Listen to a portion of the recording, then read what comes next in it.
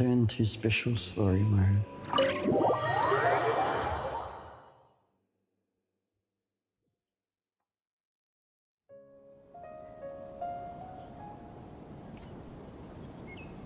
Oh, that's a bit annoying.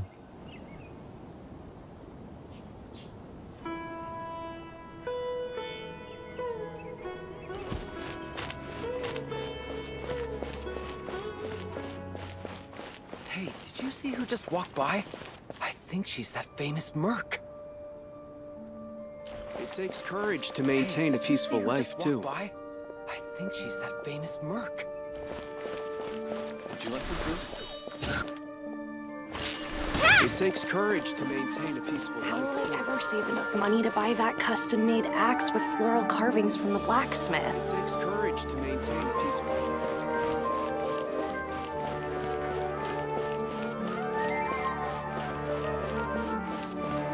I heard that Sage disappears with Lord Kaveh Bey, did you get a chance to review this month's accounts? Any feedback? You mean the version you sent over a few days ago? Yeah, I took a look when I received it. I was thinking that maybe our profit margin is a little excessive.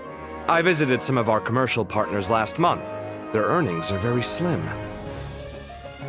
Are you suggesting that we give up some of our profits for them? Well, since we have more than we need, yes. Making money for its own sake is pointless. Don't worry, I've already planned for it, and the numbers look fine. We can adjust the rates starting from next month. Also, about that designer you hired, I've had to revise his proposal 3 times now, but he just doesn't seem to... Let's cut our losses. Pay him his fee and send him on his way. I'd like you to get Layla on this instead. She was Cyrus's student, and she designed the Palace of Alcazarzare. Seems like a much safer choice. Who's sneaking around over there? Mr. Kaveh? Do you recognize this person, sir? Yes, it's all right. We've met. This is Kale, Sethos' trainee. He brought her along the last time I went for drinks with him. What brings you to the city, Kale? Is your master here too? No, this is all wrong! Why is Mr. Kaveh saying that too? Tainari is my master, not Sethos. This can't be real. I have to ask someone else. There's gotta be someone else out there who still remembers the truth. Hey, wait! Don't run off! How strange. What's gotten into her today? It's like everyone switched places. I guess I'll keep looking around.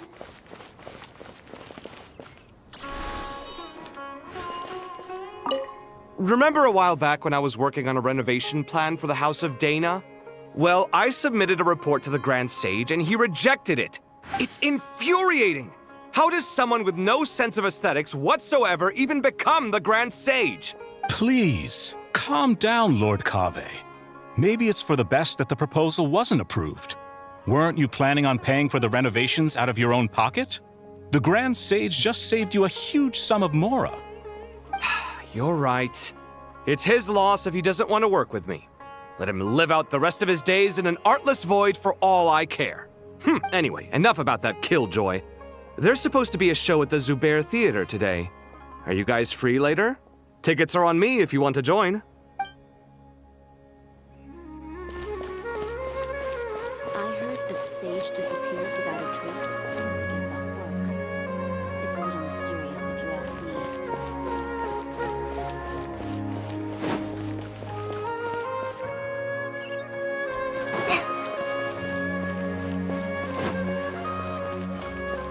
Would you like a cup of coffee? Students are under so much pressure these...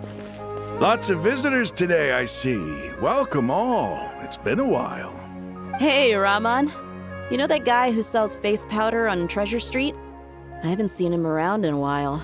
Any idea what happened to him? Oh, you mean a Hongar? Yeah, he got into a brawl with Shavirme on Treasure Street. He's been banned from setting up shop there for now. Seriously? Oh, well, that's a shame. I was planning to pick out some makeup for you.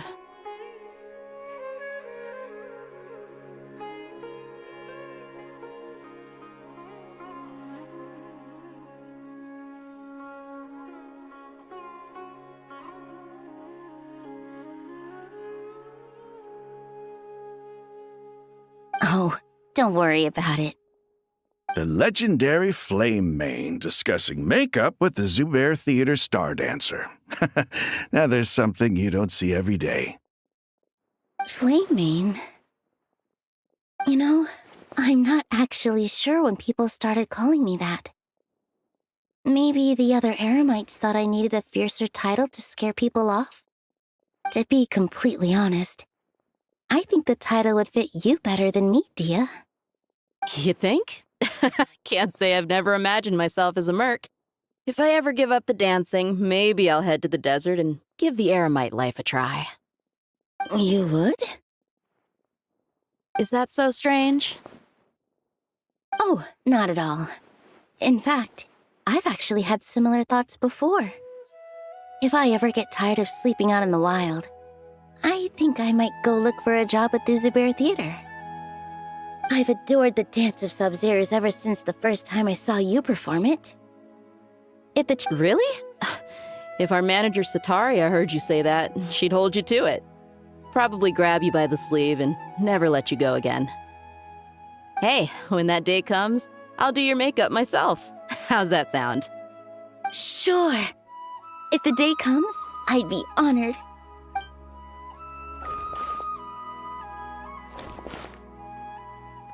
When I know everything I've ever known, suddenly it's all a jumbled mess. The question is, who's right, them or me? Oh, my head feels so heavy. I can't think straight.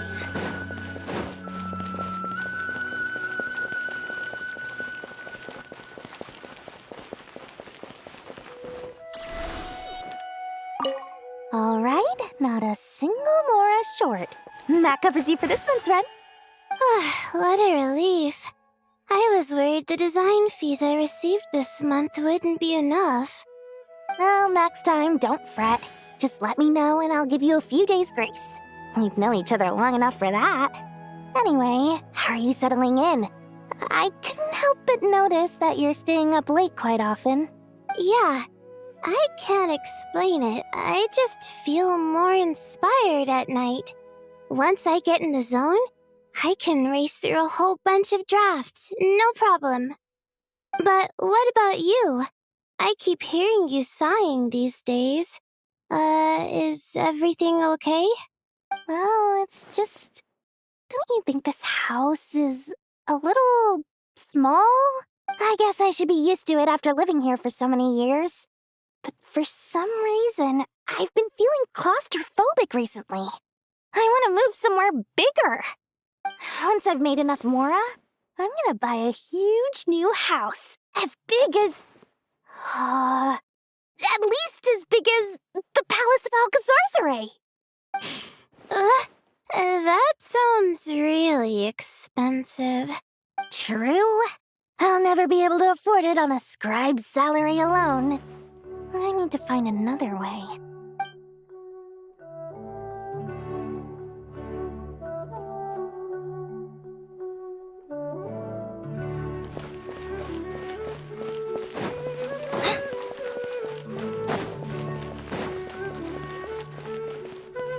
Mahamatra Tainari, we've apprehended the suspect.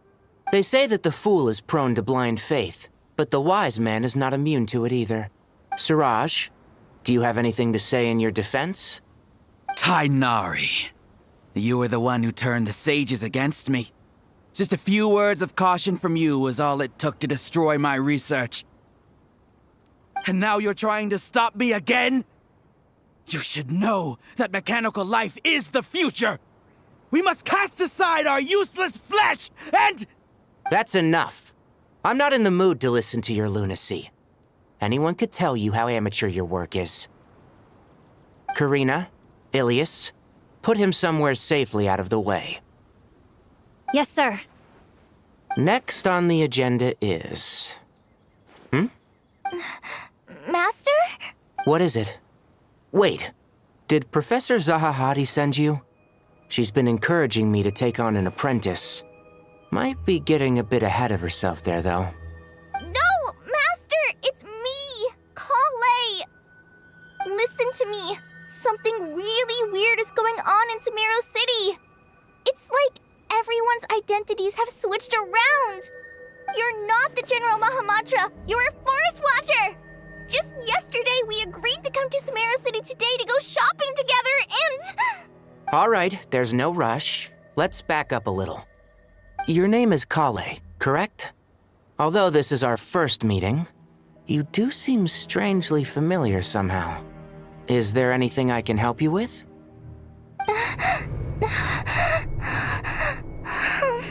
No.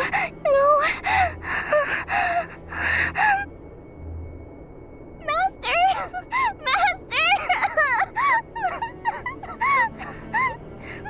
What is it?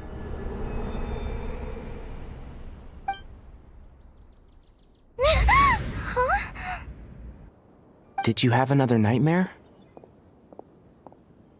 I've told you before, when you're tired, lay down on your back in bed and get some proper sleep. It's much better for you than napping on your front. Poor posture obstructs your breathing, which can lead to all sorts of weird dreams. Now, we're supposed to go shopping in Sumeru City today, remember? Cheer up. I'll take you to Hushang's. I heard he's got some new toys in stock. Go wash your face, take some deep breaths, and when you're ready, we'll head out. Okay. Thanks, Master Tainari. So it was just a dream. And yet, dreams can sometimes be a warning of things that will soon come to pass. Who said that? That dream felt unusually real, didn't it? Here's my suggestion. Since you're heading into Sumeru City anyway, you may as well tell Lesser Lord Kusanali about everything that happened. And just to be on the safe side, I think you should also inform your 2 traveler friends who once helped save Sumeru. I'd write them a letter if I were you. Time is short. A storm is coming from beyond the bounds of fate.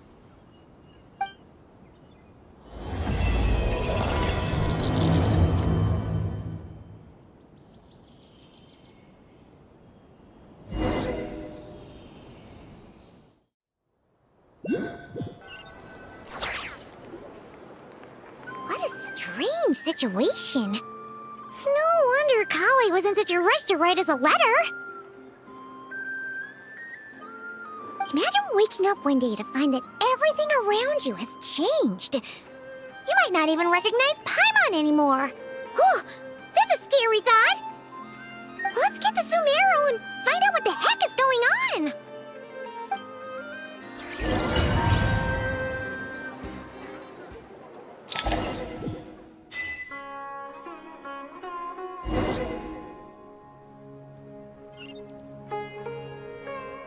Really makes you wonder why a lot of developers don't do that and have stories, or like side stories from other characters' perspectives.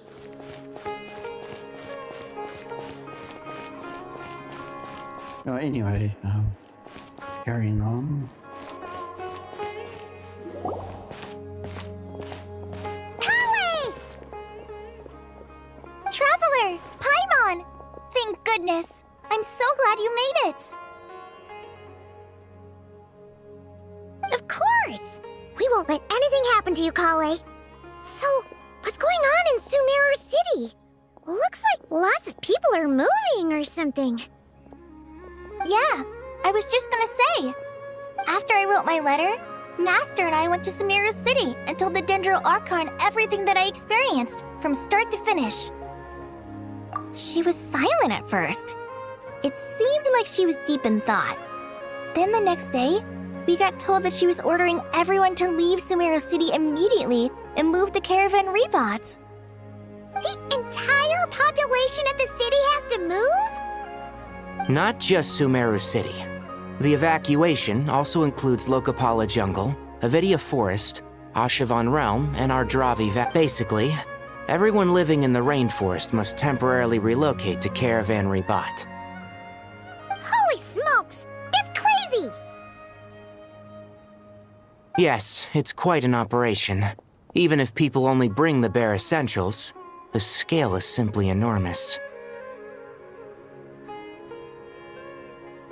They've requisitioned almost all the Sumpter Beasts in Sumeru for the task, including the entirety of Dory's Sumpter Beast Park. The Dendro Archon said that what Kale experienced was not a dream, but a warning. After our meeting, she immediately summoned the 6 sages to analyze the situation and discuss countermeasures. They concluded that the events seen in the dream are very likely to become a reality, and that an unknown danger is rapidly approaching. Oh, please keep that to yourself. We don't want to cause widespread panic.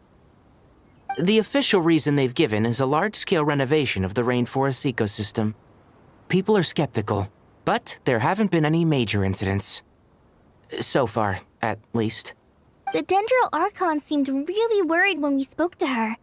She said you can go visit her in the Sanctuary of Surasthana when you arrive. She also said she'd hold out until the very end. Tighnari? Kale? You got a minute? I need a hand here. One moment, I'll be right there. As a forest watcher, I've been tasked with assisting with the relocation work. There's a lot to be done, and they need all the help they can get. This will be the final group of evacuees from Sumeru City. While they're away from home, they'll be heavily reliant on outside help. Thank you for coming in our time of need. As you can see, another crisis is upon us. Excuse me, sorry to trouble you, but could you help an old man find his medicine? It's buried somewhere in my luggage. Where's my mom? Where did she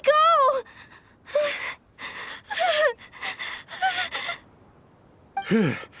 Don't worry. It'll be okay. Those items are worth a small fortune. Make sure you store them somewhere safe. You understand? I bet you thought you'd get away with this in the chaos, huh? Guess again. No petty thief gets past me.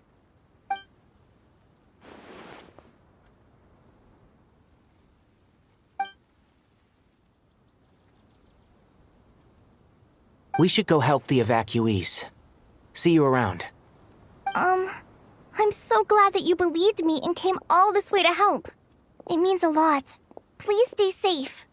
Don't worry. We may not know exactly what's going on yet, but as long as we stick together, we'll find a way through this. Goodbye! Look after yourselves! Will do. See ya! Whew. Paimon's not sure how she found the words to comfort Kale because, honestly, she's kind of nervous herself. Let's head to the Sanctuary of Surasthana and see Nahida.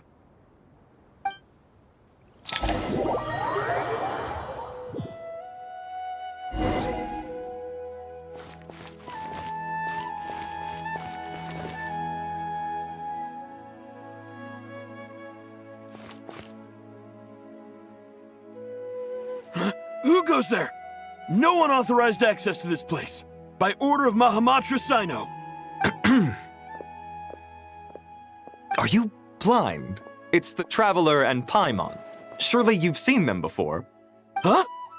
Oh, so it is. I'm sorry, I haven't been sleeping well lately. My nerves are a little frayed. The Dendro Archon is in a very vulnerable state at the moment. Mahamatra Sino is concerned that our enemies might choose this moment to strike, so he's ordered us to strengthen our defenses. Just seeing you two again already puts our minds at ease. Please, enter. I'm sure everyone's expecting you.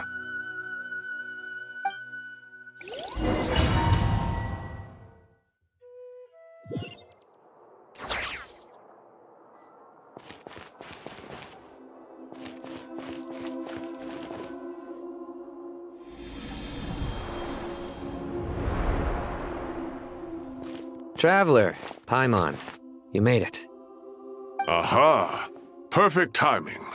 Reliable helpers like you are just what we need right now. Oh, it's good to see everyone again. Kale gave us a rough idea of what's going on, but we still have a lot of questions. What kind of danger is Sumeru City in exactly? And how come everyone has to move to Caravan Rebot? At this stage, we can't be certain. We're investigating, but no definitive answers yet. I take it that Kale told you about her strange dream? Yeah. Apparently, everyone in Sumeru City was acting super weird. Even you guys. It was like you'd all switched places. That's right. Kale and Tainari reported the situation to the Dendro Archon. She believes that it wasn't merely a dream, and that whatever it was has something to do with Irminsul. It's a reasonable inference. Only through Irminsul can people's memory and cognition be so significantly modified in such a short time. We don't know why Kale would dream of these things, nor who was trying to warn her. The Dendro Archon decided to connect to Irminsul to investigate more thoroughly. Irminsul is connected directly to the ley lines. The tree serves as a central hub where the ley lines converge, and its core function is to record and store the world's knowledge and memories. But something has gone awry, severely compromising the performance of this core function. Information is bottlenecking inside Irminsul, hampering the ley line's flow. If this continues, new information will languish unrecorded, with existing records thrown into disarray. In short, the souls of the dead will be stranded, while the living have their sense of reality warped. In the long run, Kale's dream could well become a reality. And that's just the beginning. There's no telling what other nightmares could end up coming true.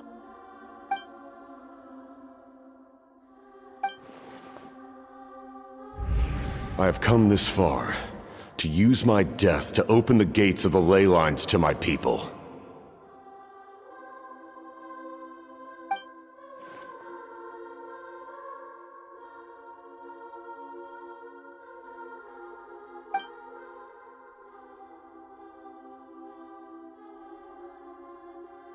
Faced with a growing backlog of information, the Dendro Archon decided to connect herself directly to Irminsul and take over the recording and processing function herself. But it is an almost impossible task. Individual brains aren't equipped to deal with the sheer volume of knowledge and memories involved. All that information flooding in at once would instantly fry any human mind. And for a god, even for a god, the suffering must be unimaginable. The Dendro Archon's power originates from Irminsul. Any issue with the tree itself takes a toll on her to begin with. On top of that, she's subjecting herself to the grueling task of processing all that data. It must be torture for her. And despite all of this, she is somehow finding the strength to investigate the Irminsul situation from within and send us her findings. I finished analyzing the latest data. Looks like our working theory was wrong. There's no signs of Irminsul having been attacked from the outside. So it's internal then? Some sort of disease, perhaps? No. I've spent half my life studying the ley lines.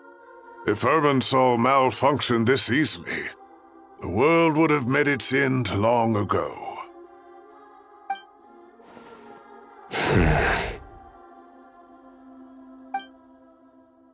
Sino?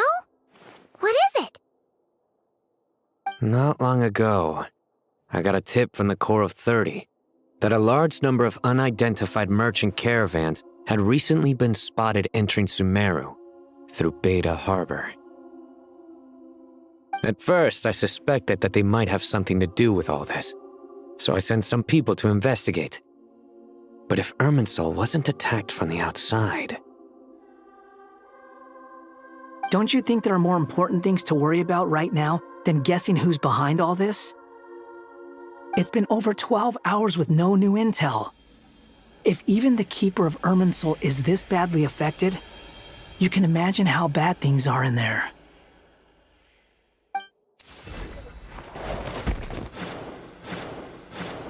Dendro-Archon.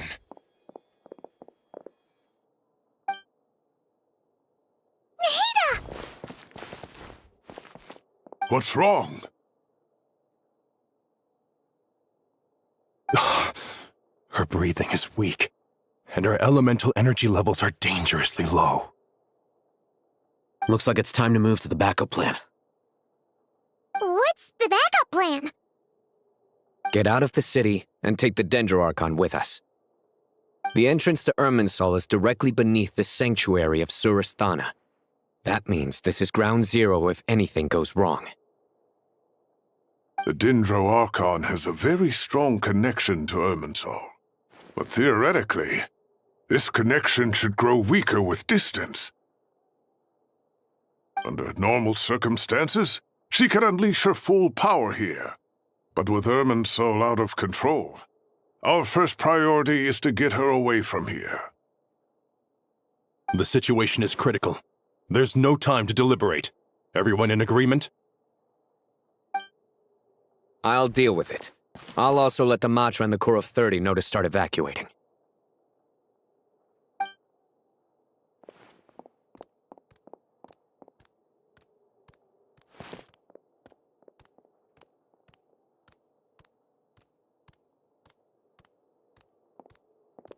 Let's go. No sense grieving when there's nothing more we can do. Agreed. We'll be back as soon as this is over.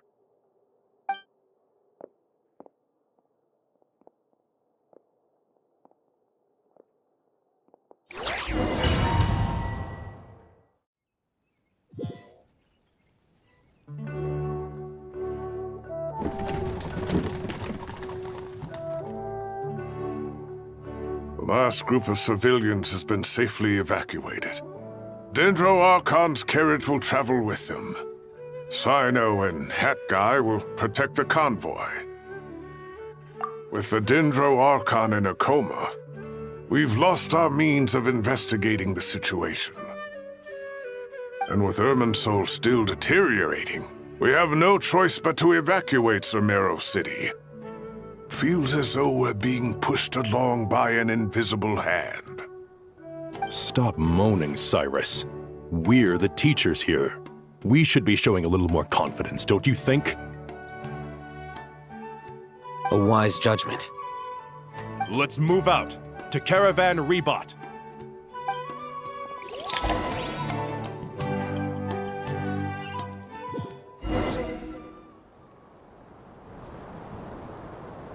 Sir, all units are in position. Good. Everything is going to plan. Interfering with Sumeru City is a necessary step, so do not hesitate. The Irminsul situation will not harm you. We need to speed things up here, too. We don't want to keep our client waiting, do we? No, sir. You have my word. Everything will be completed on schedule.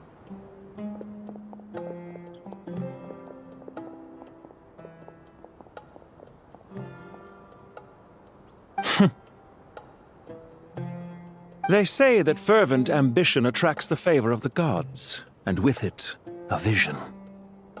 But we appear to be the exception. So, is our ambition not strong enough? Or does it threaten the very foundations of this world?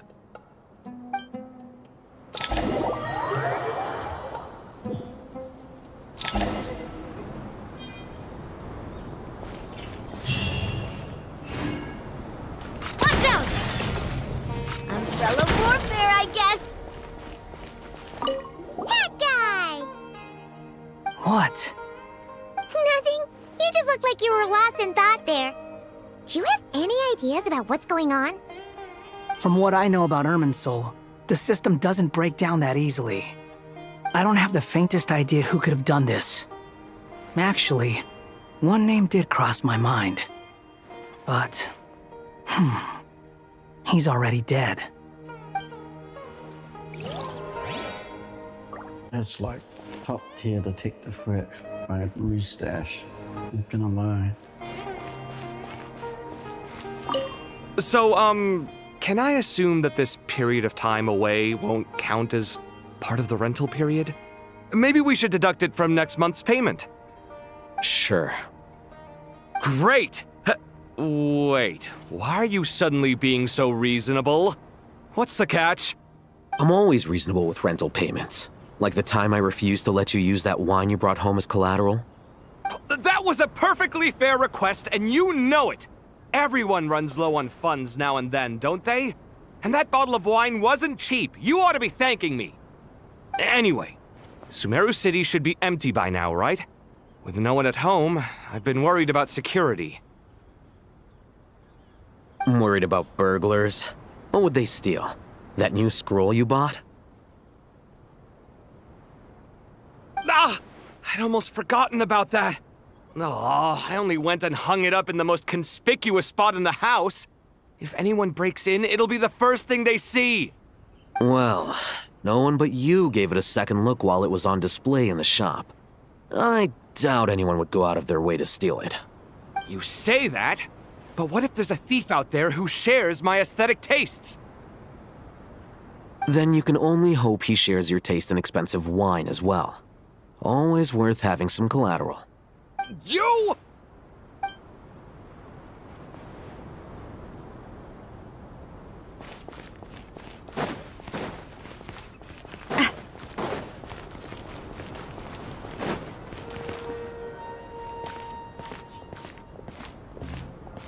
How is the Dendro Archon? Her breathing is steady. I prepared some therapeutic incense for her, but it hasn't had much effect. Her vitals are still very weak. Based on the information you've provided, I have a working hypothesis. Her condition is partly due to Irminsul's influence, and partly due to a physiological imbalance caused by the rapid depletion of her power. Elemental energy usually flows through the body at a relatively constant rate. The body grows accustomed to this rhythm, so when it's thrown out of balance, physical symptoms will appear. Is this similar to the ley lines? Overloading and withering both directly affect their vitality, potentially causing irreversible damage. Correct. From a biological perspective, if you overexert yourself, you pay the price with your life. The Dendro Archon is not only drained of power, but her life force is at a critically low level. Is there any way to restore her health? I know the ley lines have strong self-healing abilities. As long as any blockages or pollutions are dealt with, they can quickly regain their vitality. But what about people? Well, gods. What's their capacity for self-healing? Before we think about that, there's a bigger predicament to resolve. Restoring the Dendro Archon's power requires us to heal Irminsul first. But that will be extremely difficult without the Dendro Archon's power. Paimon's already getting lost here.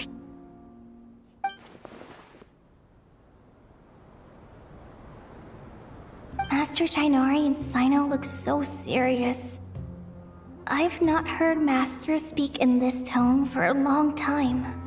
Tighnari.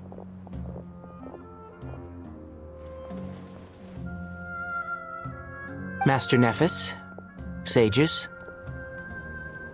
Tighnari, haven't seen you in ages. Have you gotten taller? Or did your ears get longer? Hopefully the former, Uncle Baladuri. Sino, where's Professor Cyrus? I thought he'd be with you. He went out into the wild to investigate the situation. He said that the Irminsul anomaly will likely start to affect the real world soon. He shouldn't be trotting around alone at his age. Which way did he go? I'll look for him later. Would someone mind introducing us? Ah yes, of course. Allow me to do the honors. I'm sure we're all familiar with the Traveler and Paimon. They're the heroes who helped foil Azar's conspiracy and save Sumeru. These gentlemen and I are the 6 current sages of the Academia.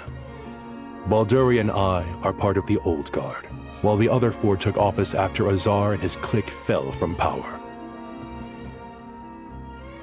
We have Sage Elkindi of the Spontamod Darshan, Sage Fernas of Kasharawar,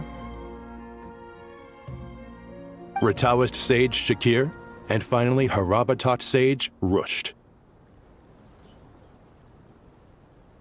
Nice to meet you all! I've heard much about you. Delighted to finally meet you in person. You're younger than I imagined for someone with the power to stand up to fate itself. Thank you for lending your aid to Sumeru once more. Once we're on the other side of this, could we get a photo together? My daughter has a friend named Isak. He's always talking about you two. Of course! No true hero would deny a child their wish. Back to business. So with the Dendro Archon currently in a coma, the people have taken temporary refuge at Caravan Rebot, but they cannot stay here forever. We need to come up with a plan as soon as possible. Fernas, any thoughts? Well, firstly, having reviewed the data, I'm inclined to agree with your assessment. This doesn't look like an attack on Irminsul from the outside. Rather, it resembles a malfunctioning machine. Calculations going haywire and sparks flying. That being said, before we consider how to fix it, we need to understand precisely what has gone wrong. Furthermore, we somehow need to ascertain this without relying on the Dendro Archon's power. We have no direct access to Irminsul. However, we might be able to gather the information we need from the ley lines. Study the branches to learn about the trunk, in other words. Wait, is that what Cyrus is up to? No wonder he ran off to research in the wild. Curse always one step ahead of me, isn't he? I heard that while in the sanctuary of Surasthana, the Dendro Archon had to serve as the central information hub herself. This is a clear sign the situation within Irminsul might be far worse than we can imagine. Irminsul is vital, not just to the safety of Sumeru, but to all of Teyvat. We must be the ones to bear responsibility for this world. To be on the safe side, I think we need to consider some backup plans. Are you saying we should consider a scenario in which Irminsul is completely destroyed? I'm merely pointing out that the possibility exists. You have a valid point. But until worst comes to worst, I believe we should focus our efforts on resolving the Irminsul anomaly and helping it recover. Kale, I understand that you were the first to foresee this crisis. If it's all right, I'd like to talk with you about it in more detail. Of course, but even I don't know how I came to have that dream.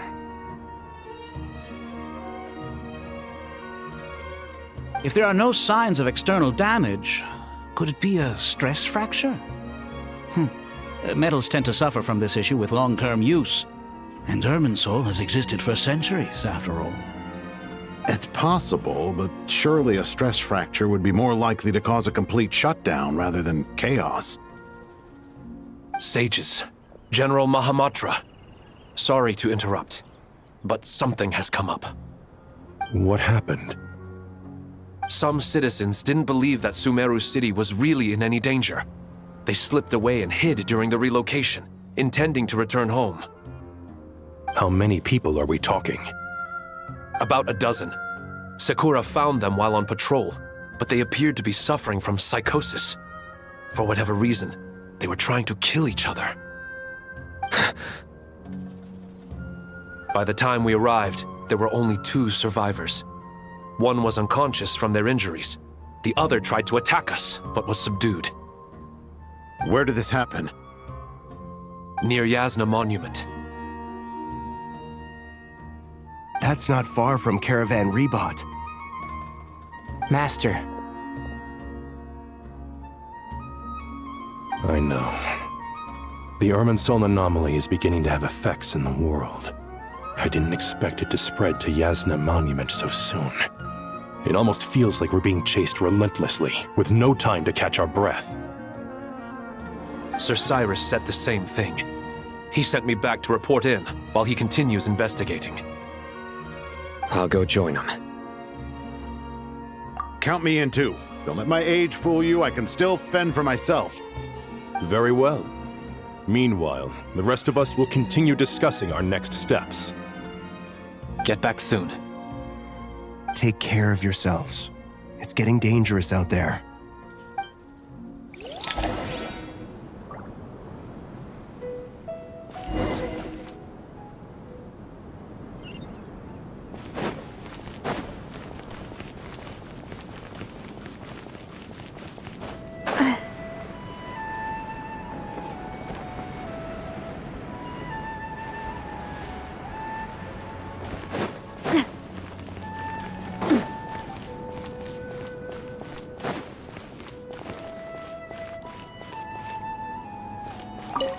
Thank you for everything, Tainari.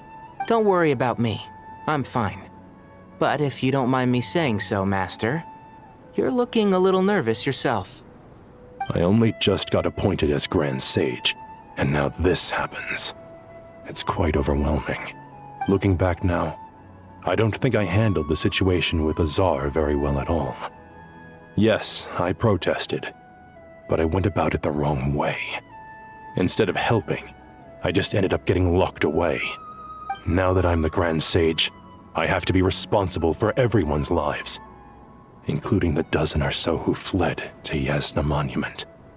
I can't help but blame myself for their deaths. It's only natural that you want to do the best job you can, but Master, we both know perfection is impossible. You're right. We may well be heading into the desert before long. Feeling up to it? We left in such a hurry that I didn't bring any sun lotion, but I'm sure I can make some from local ingredients here.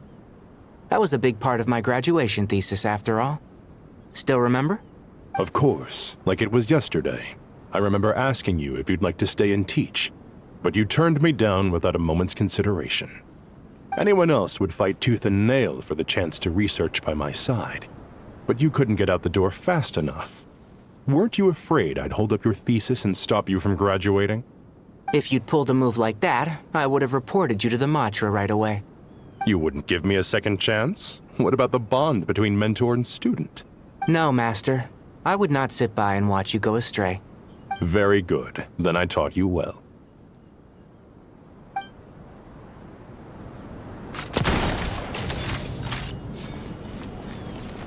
Just like how that guy found guy, but they were already dead, so I don't know.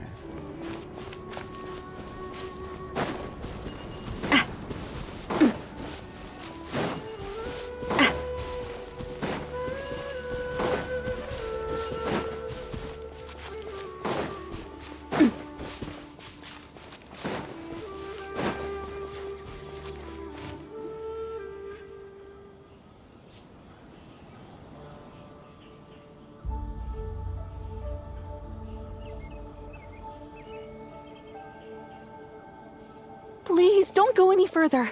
As you get closer to Sumeru City, there's no knowing what dangers you might encounter. So this is our mentally disturbed man? I'm going to gut you all!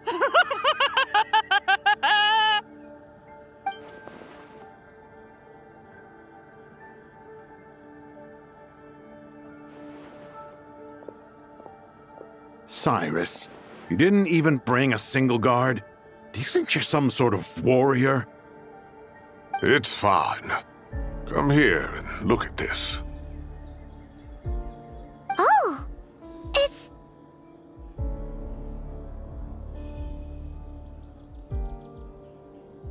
Oh, hi, how's things?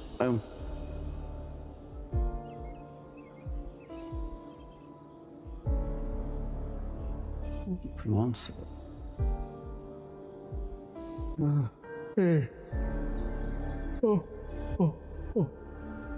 I'm just going through the story, but I normally don't talk through it, so I just pause. Yeah. Oh wow.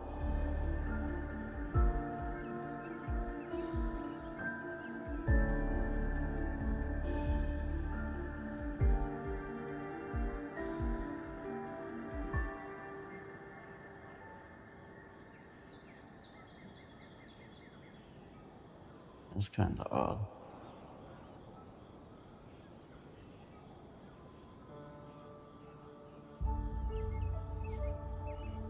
Don't take that seriously.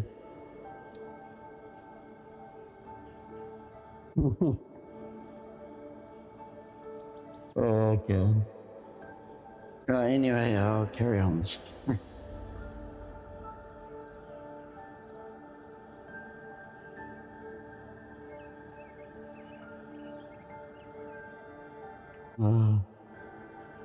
Hold on, I just checked my microphone.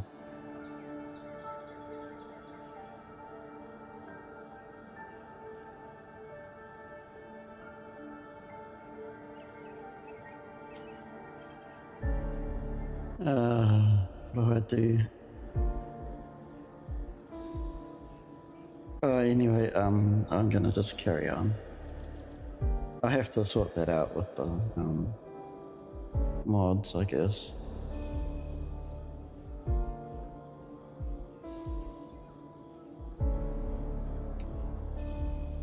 That's right.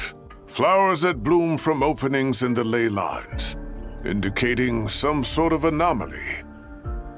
I don't believe I've ever seen a color like this before. Did you discover it nearby? Not just here. Way over there, too. They're everywhere. There's even more in that direction.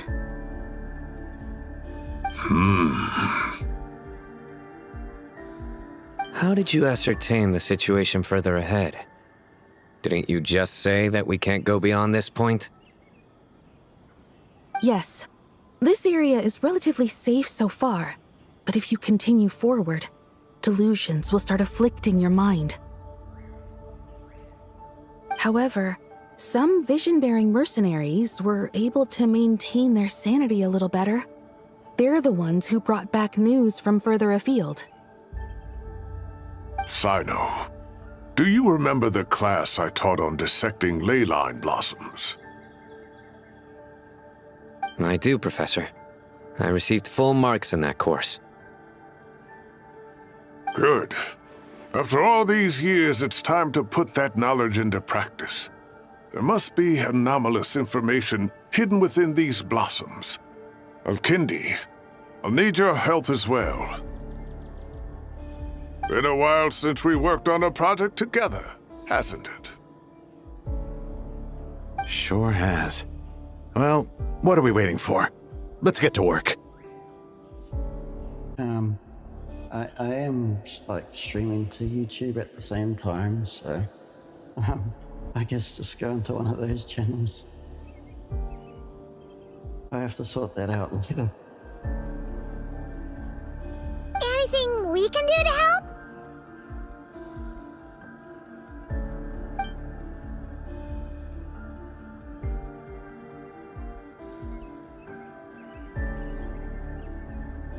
Will you need my help? All right, well, don't go too far. There's too many unknowns at this stage. Let's regroup at Caravan Rebot later. Don't worry if you don't show up. I'll come and find you.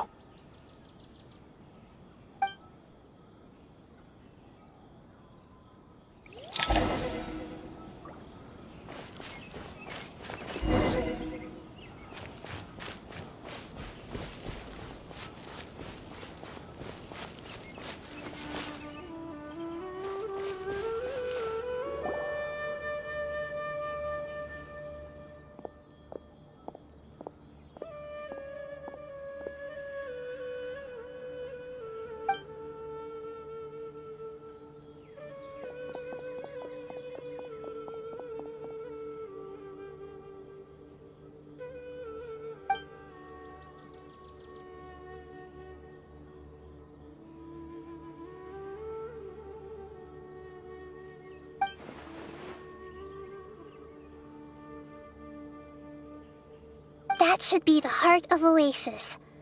All we need to do is light it with the fire seed, and it'll restore a pep with elemental power. The damage it suffered internally will also slowly begin to heal.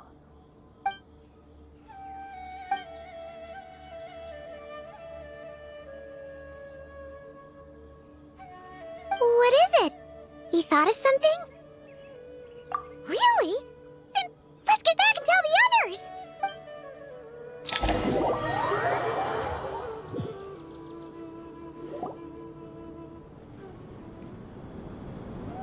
Whew. Glad to see you've returned safe and sound. Any longer and we would have gone out looking for you. Well, this is a nice surprise. Paimon sure feels better with everyone we know here. We've made some progress, so let's start by giving you and Paimon a quick update.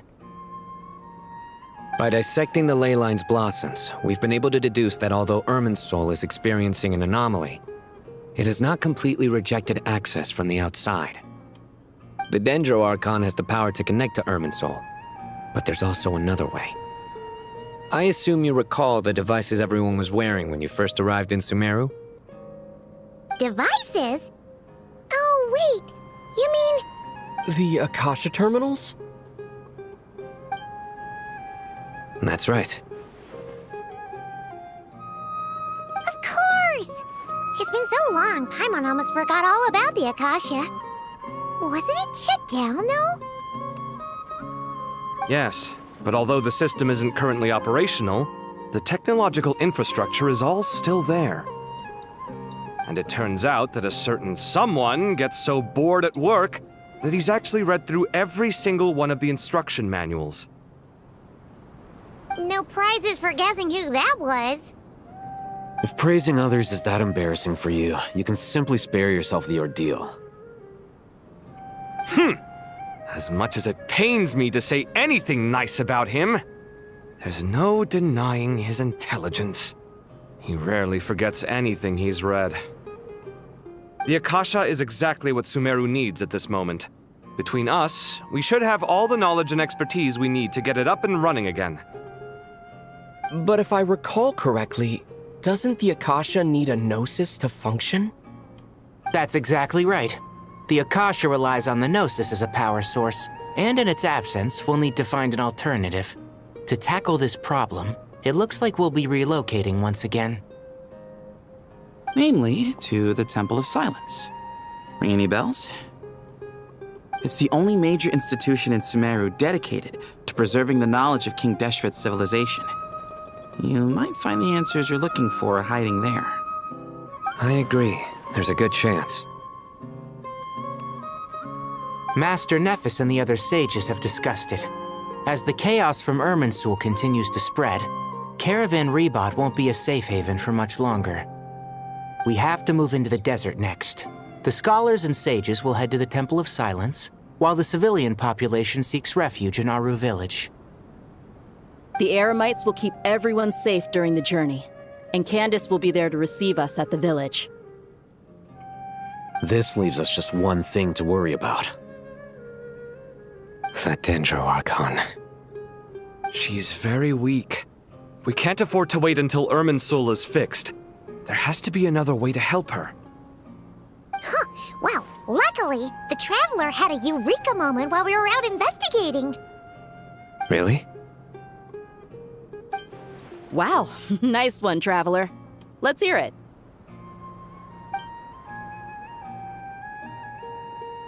What say our Amorta experts?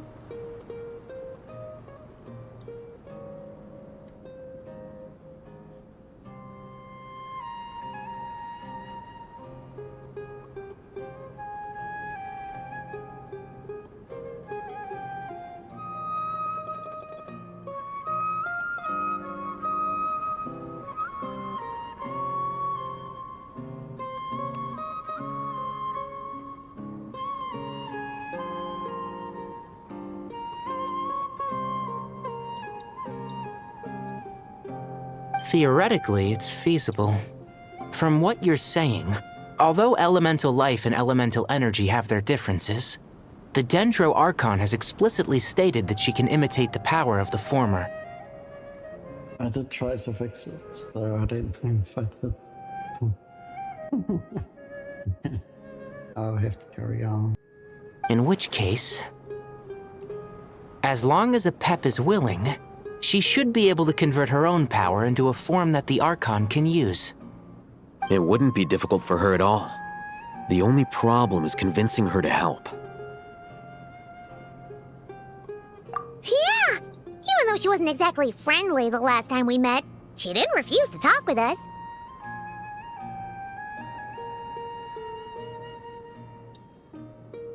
When she realizes the danger that Nihida is in, surely she won't turn a blind eye to it. Well, hopefully not. Either way, we're not exactly spoiled for choice here. Hey, it's better than having no options at all. I agree. Without Irminsul's aid, the legendary Dendro Dragon Apep may well be the only living thing in Sumeru who can help our Archon recover her power. There's no time to lose. I'll bring this proposal to Master right away. If he and the other sages agree, we'll split into 3 teams. The academics will go to the Temple of Silence to look for a solution to the Akasha problem. The Eremites will escort the civilians safely to Aru Village, and the Traveler and Paimon will take the Dendro Archon to see Apep. There's still a long road ahead, and no knowing if we'll make it. But at least we have a direction now. I'll take it over floundering around in confusion.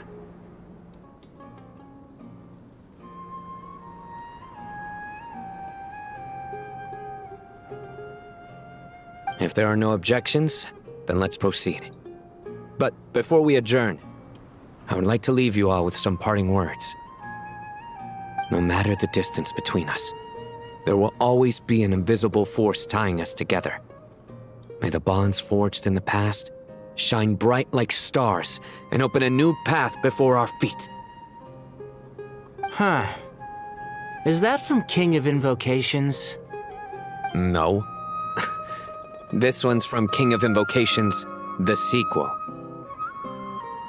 What's the difference? The sequel's much cooler. Couldn't agree more. Well, it was very apropos. Once this is all over, I'll give everyone a copy of King of Invocations and the sequel to show my gratitude. Come on, let's get moving.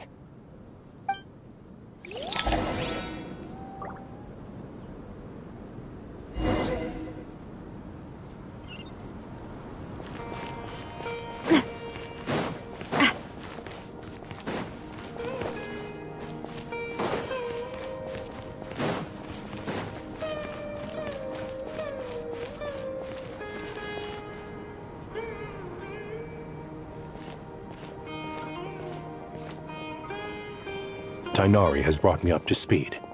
I approve of your plan of action. But we can't proceed with everything right away. The people need to rest. For many of them, this will be their first time in the desert, so we'll need to find additional personnel to help escort them.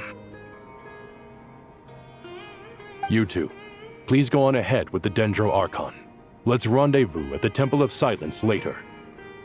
No problem. We got this. Words can't express my gratitude, so let me just say, I hope everything goes smoothly for all of us. Goodbye for now. Alright, let's get going. If Paimon remembers correctly, the last time we saw Apep was in... Traveler, Paimon. Could I borrow you guys for a moment? It'll only take a second. Kale, what's the matter? Well, the thing is, Master Tighnari once told me, after you raise a problem, you should think about how to resolve it. But ever since I had that dream, I feel like I haven't been of any help at all.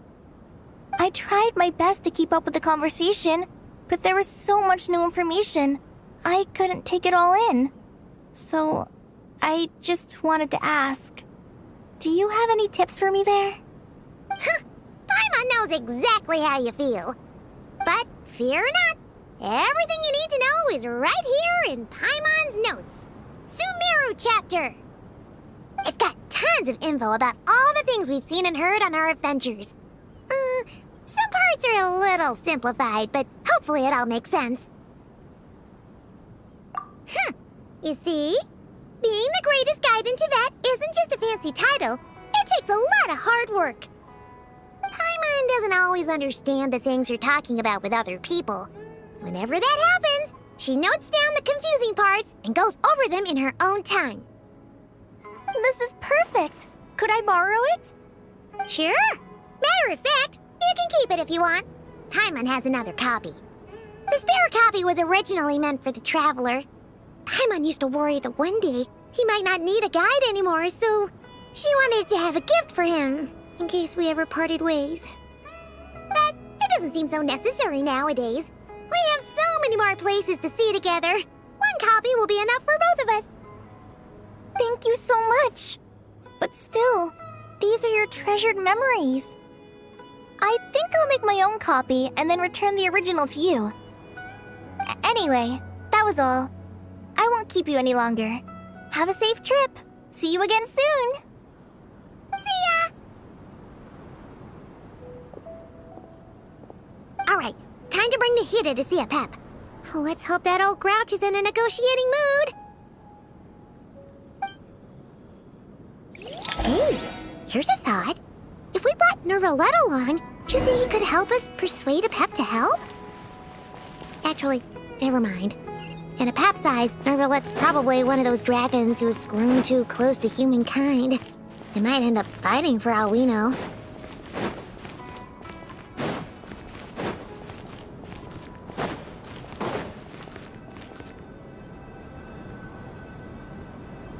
They sure don't seem to muck around at this one. Normally you gotta travel 6 miles between sections.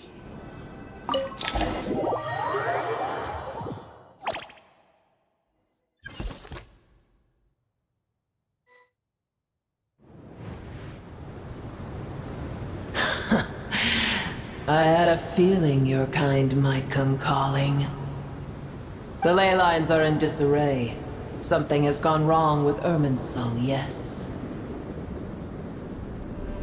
Even from a great distance away, I can sense that Sumeru is headed for destruction.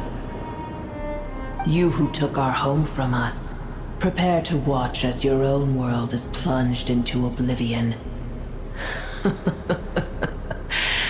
Oh, how the cycle of history comes to a poetic conclusion.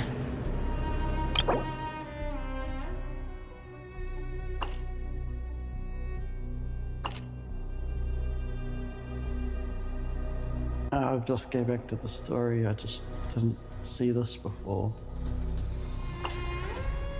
It's just if you need to catch up, I guess. Anyway, back to it. I will not bother with this.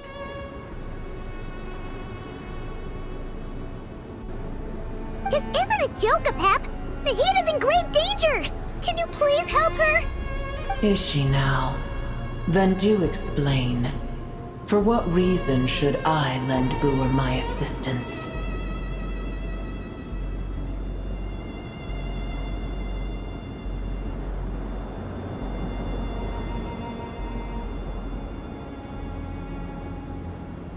Be not mistaken. The fate of Sumeru is of no concern to me. I am neither the god of this land nor its guardian. I may have given my tacit agreement as your kind built homes here and multiplied for generation upon generation. But that does not mean that I bear any responsibility for Sumeru. Tiny Boer, puny humans. In my eyes, all of you are but intruders who followed in the wake of the heavenly principles. I am not obliged to be your savior. The age of the dragons ended long ago, and the world that replaced it is under the dominion of the heavenly principles. In choosing not to side with your enemies when the heavenly principles' rules began to relax, I have been merciful enough. Do not forget that I have no love for this world you hold so dear. Apep, if you truly despise gods and humans so much, well, after the great humiliation of being helped by a god in the past, shouldn't you be jumping at this chance to balance the scales? Now that is a compelling reason. When El Ahmar plotted against me and I was tortured by forbidden knowledge, It was Boer who saved me from agony. And though I regard with shame the pity of my enemies, to receive aid without repaying it would likewise tarnish a dragon's dignity.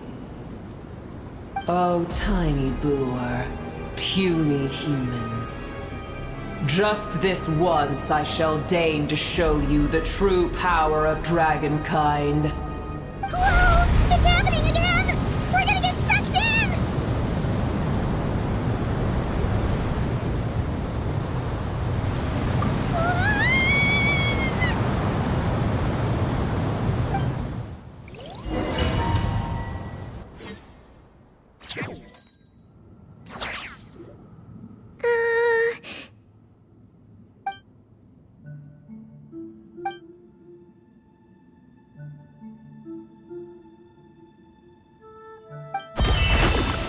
It is done. The heart of Oasis is supplying her with life force as we speak. It shall not be long before she recovers. But I should warn you. Boer's existence is closely intertwined with Irminsul. Unless the issues plaguing it are resolved, she will never completely recover her former strength. Oh, thank you. Spare me your words of gratitude.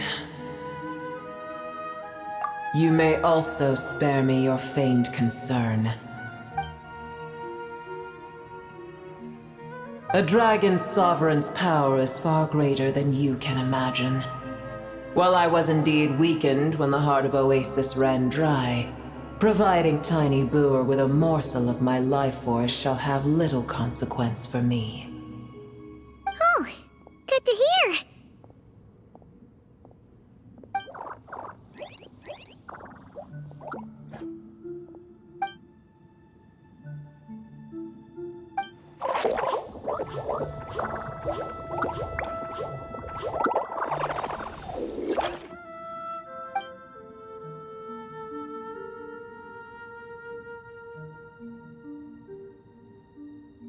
Ever held in high favor, I see.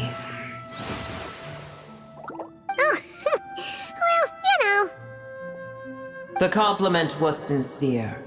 Simply accept it.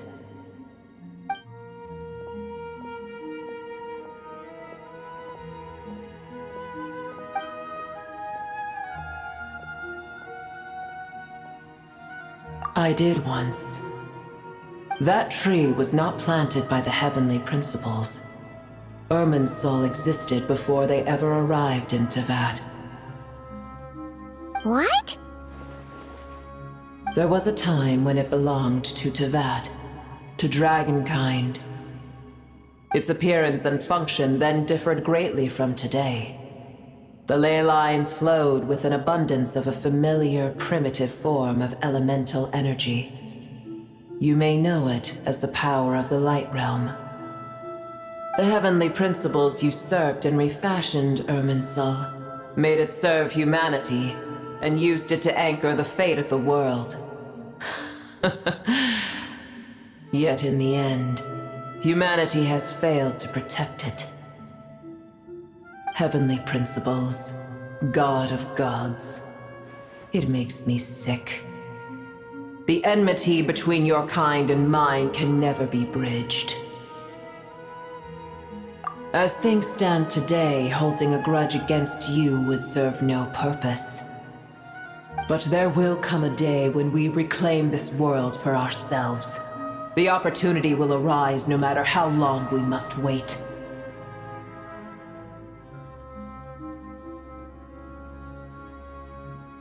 I can already sense that far away from here, the Hydro Dragon has wrested his authority from the hands of the usurpers. Though we have yet to meet, I know that we are both preparing for our revenge day and night. Uh-huh.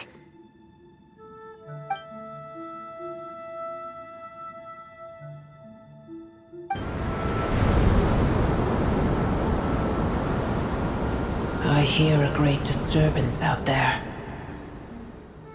Huh? What is it? Sandstorms come. The Jinn. I see. Another calamity approaches. You both seem restless. Let us part ways here. Boer is safe with me. Once she has recovered, I shall return her to your side. Oh, thanks again. Take care, alright? I told you already I have no need of your feigned concern.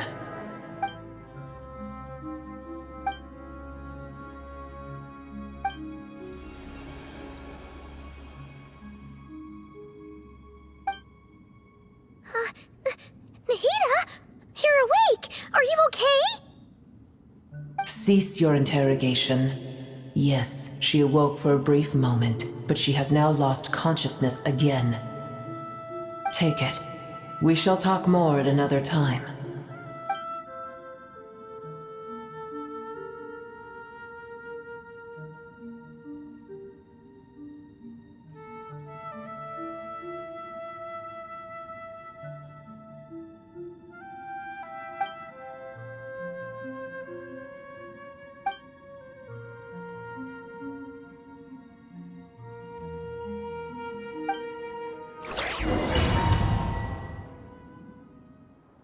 Where the heck are we? Did you just dump us in the middle of nowhere? Wait. No. Paimon remembers now. The Temple of Silence is over that way. Come on, let's go find the others. Hey there!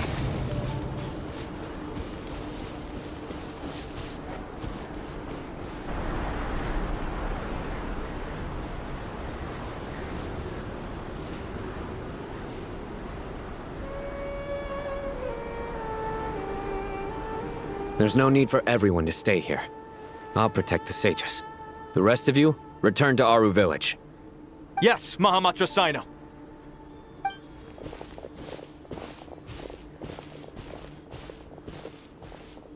Sino! What's going on? You're back.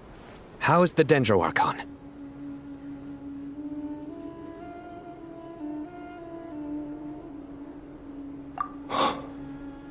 What a relief. It's the Jinn. Countless Jinn have stirred up violent sandstorms across the desert, blocking our path to the Temple of Silence. Tainari and Kale have returned to Aru village to help. The Jinn are being highly aggressive, so both the village and the merchant caravans require protection. It's just one thing after another. Where did all of them come from anyway? In all my trips to the desert, I've never seen anything like this before. As I see it, the only possible candidate is Gurabad. Gurabad? Baladuri could explain in more detail if he were here. All I know is a rumor I've heard about from previous trips to the desert. Supposedly, a great number of dormant Jinn lie sealed beneath that city.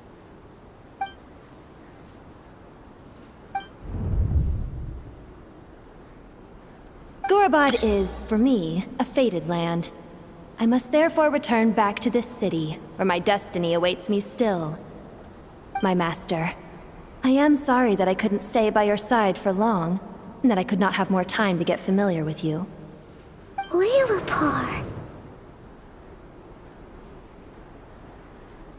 Yeah, we once said goodbye to a friend there. Well, maybe not a friend exactly, but someone we met on the road anyway. She was a strange bottle. If we can find a way to wake her up, maybe she can help solve the situation in Gurabad. Well, be careful. You may find there's more than just the Jinn to worry about. Sunset kind of sounds like the end of the conversation. I'll just go through these quickly. I think they're just giving you a quick recount of their backstories.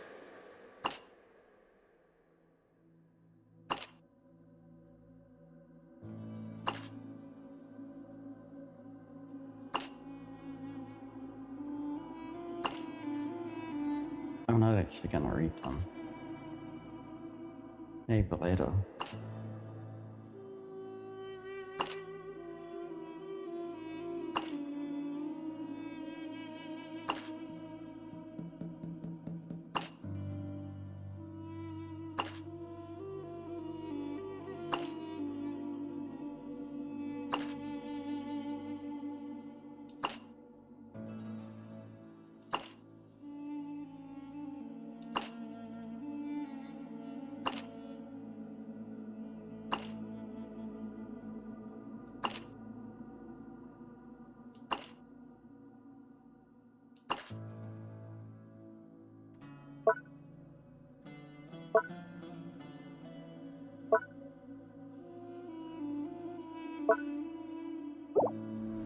You mean there are other dangers in Gurabad?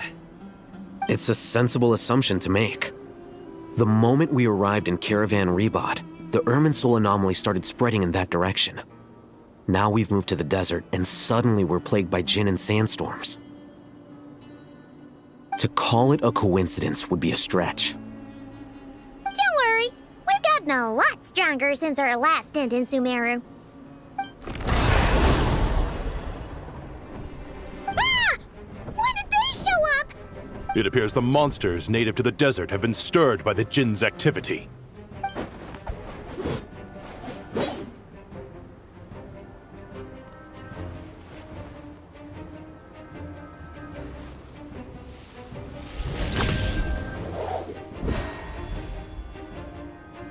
You should get going.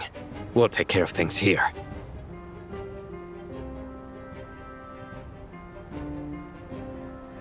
You too. Don't do anything too risky. You got it?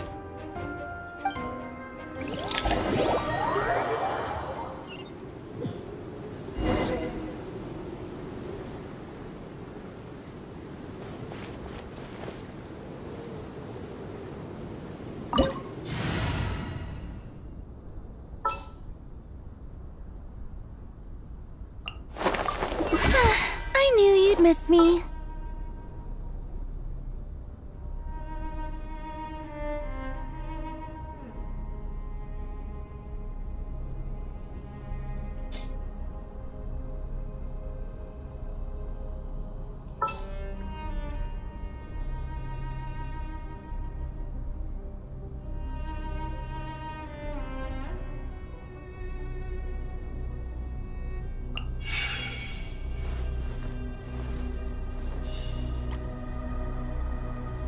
She's only level 80. I don't know if I should. I guess I can check her stats first. I think she's got no gear or anything. But it should not be a problem. I'll just, rather than have it drag out, I will just go with Scoffier. It was probably just as badly geared, but at least she's geared.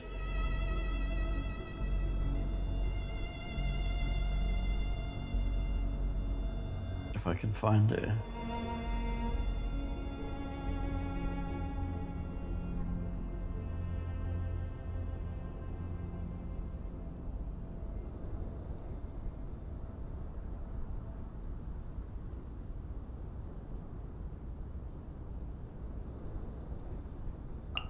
I swear I am blind sometimes. Utensils Maybe I should ready. get some glasses. Well, anyway.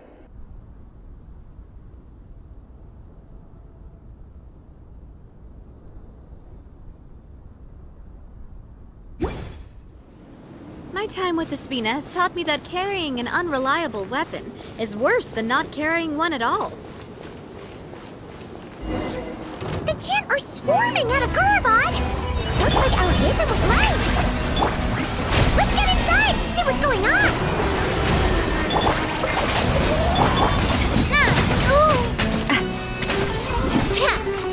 Hey there!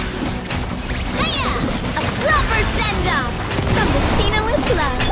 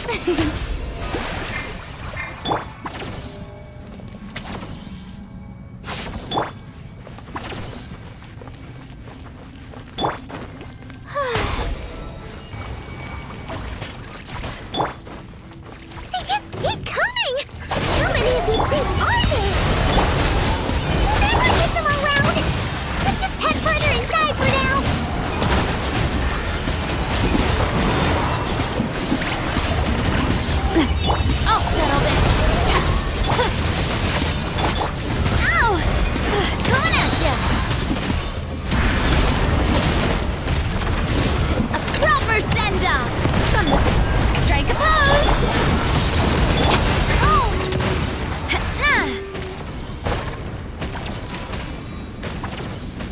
Paimon was totally right when I should have avoided that combat, but chose not to.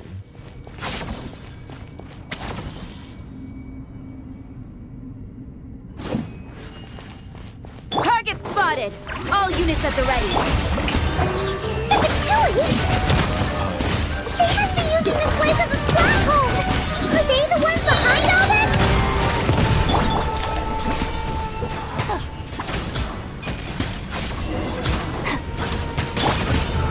Watch out!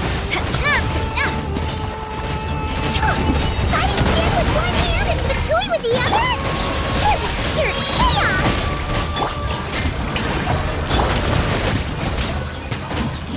Coming at ya! Hiya! Attack!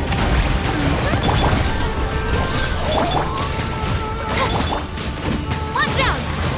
Sorry, partner.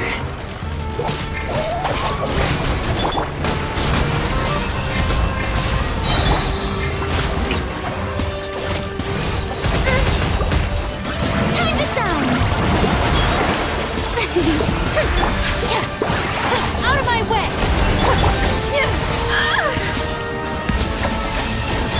Watch out! Hey there! Dissipate! A burst of flavor. Oh, brilliant! Coming at ya! Attack! That's the way. Hey there! The bond is strong.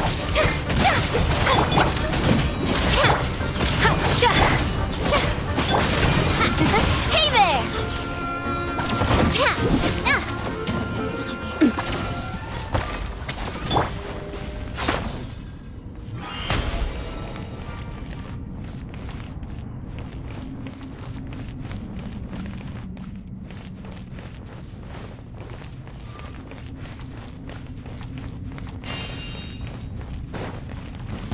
I'm gonna fix Show me with go!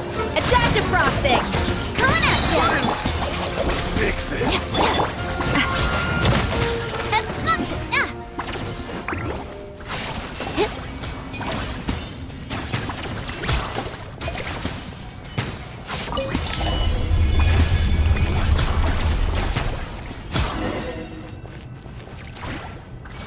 You see that strange machine?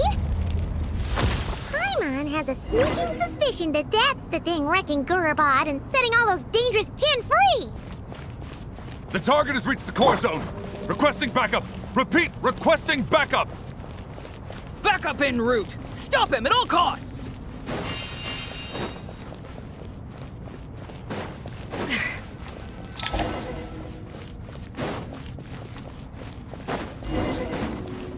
Careful! They're back again! I'll settle this. Watch out! Success! Nice one, Traveler! Let's keep going!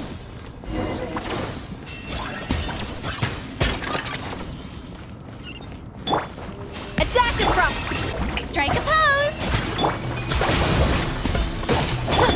Fire! Well, with lots. Goose on the loose! Let my name echo in song!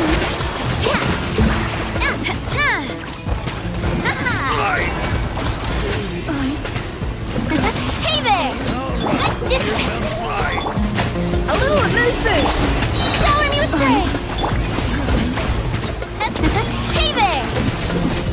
Attack! Lightning purified! Let the world collide!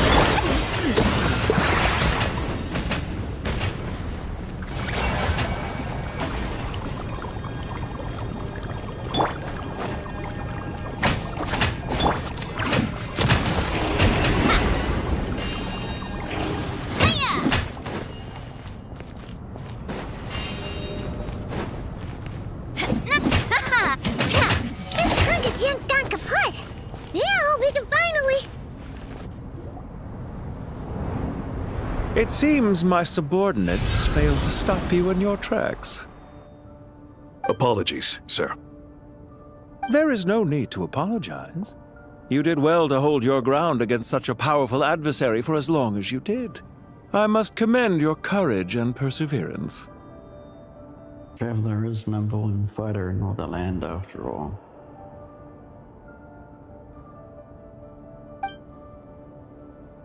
So, you're in charge here, huh?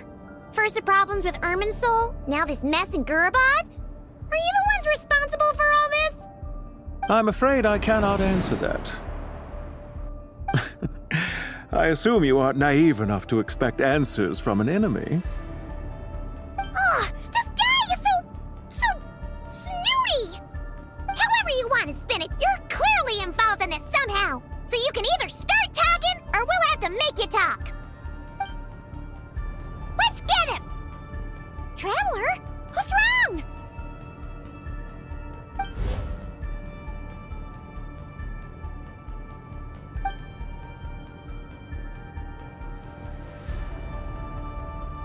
You're remarkably calm. Some would act more rashly upon finding the ringleader all alone. But you keep your cool. Even as your enemy, I must applaud you. Did you show yourself just to say that?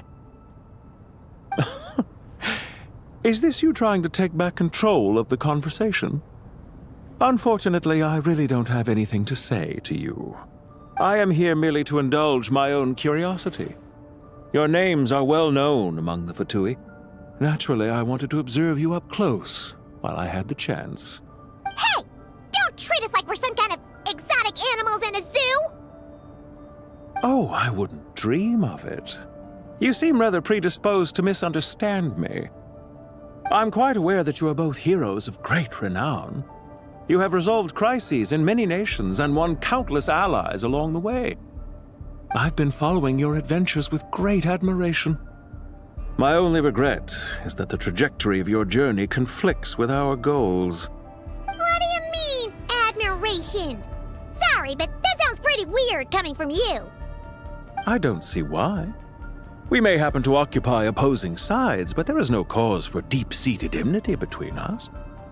To respect one's enemy is to respect oneself. Well, now that you're observing us up close, what do you see? I've observed as keenly as I can. Yet, while I endeavor to understand, your true strength remains a mystery to me. Violence is not my area of expertise either, so, you see, I would much rather converse with you like this than determine a victor with the edge of a blade. Besides, I've heard that even 3 moons in the sky fail to eclipse your brilliance. I know better than to bite off more than I can chew. 3 moons? So you have a connection with the Harbinger, the Doctor. Well deduced. Our commander, Dottore, died in Nodcry, but there are things that do not end with his departure. We must... Look at me. I almost divulged more than I should have. What are you after? Revenge for Dottore? Or are you plotting something else? I've said quite enough, I believe. There's no point in continuing this conversation, except to say, I've noticed that you seem to know your way around here quite well. A repeated visitor to Gurabad, are we? Ugh. I'll take that as a yes. Then I'm sure you'll have heard the story of this place. The mother of the Jinn, Lilupar, and the tragic tale of her vengeance that spanned 3 generations. It was right here that Lilupar once helped the wise to ascend to the throne. But from that moment on, every king who sat upon it was corrupted by power. These degenerate rulers lost control over their nation, and with it, the right to occupy that exalted seat. What are you trying to say? I once admired you for your adventures. That is the earnest truth. But it appears to me that your journey serves ultimately to uphold the rules of this world. Are these rules truly just? Does the heavenly principles rule with wisdom or folly? And how can we be sure that the 7 who wield authority over the world will not be corrupted? Do you seriously think you're gonna convince Convince you? I'm sure my commander already tried that. Why would I waste my breath doing the same? If a few words from a stranger were enough to make someone completely change their stance, it would only prove that they never had a firm will to begin with. I am merely stating my position, so that we might understand each other better. One's enemy in the present may not necessarily be an enemy for life. As for what game I'm playing here, I'm simply buying some time. But now I must bid you farewell. It was a wise decision not to attack me immediately. Since you did not fall for my ambush, I will now have to ask those in hiding to reveal themselves. Leave this to us, sir. Very well. I trust you to do what is necessary. Stall him while I execute the next step of the plan. Sumeru City, Irminsul.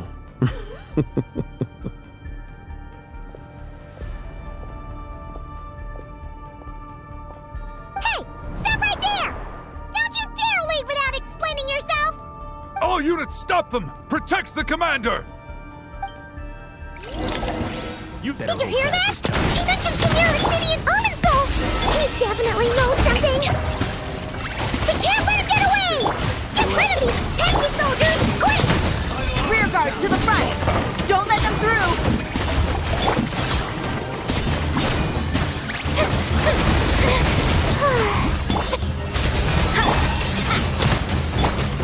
Get that thing in position!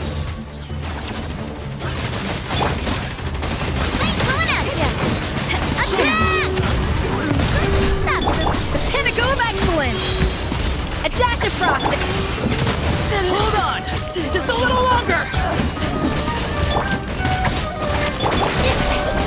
I'll settle this. My name's Echo in Song. Hey there!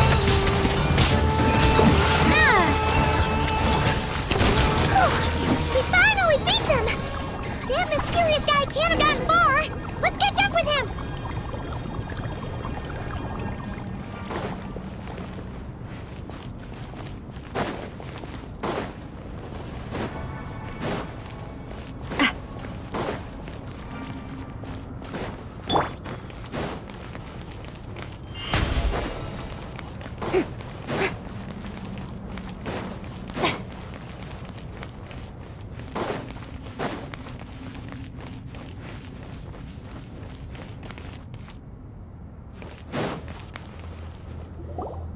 Found him! Over here!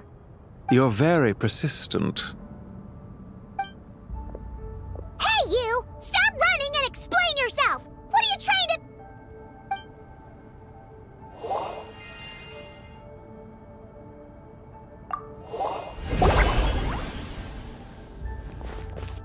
What's this? Relax. A small trap like this won't be enough to hold you. The sandstorms from Gurabad will die down soon enough, but this small window of time was all we needed to launch the next phase of our plan. Don't be discouraged. I knew that someone would come here eventually, so I planned ahead. Where to chat with you, which door to exit from, even which mechanism to wait by for you. I thought through every detail. You, meanwhile, know nothing of who I am. So far, you've only heard my voice, and for all you know, it may not even be real. But not to worry.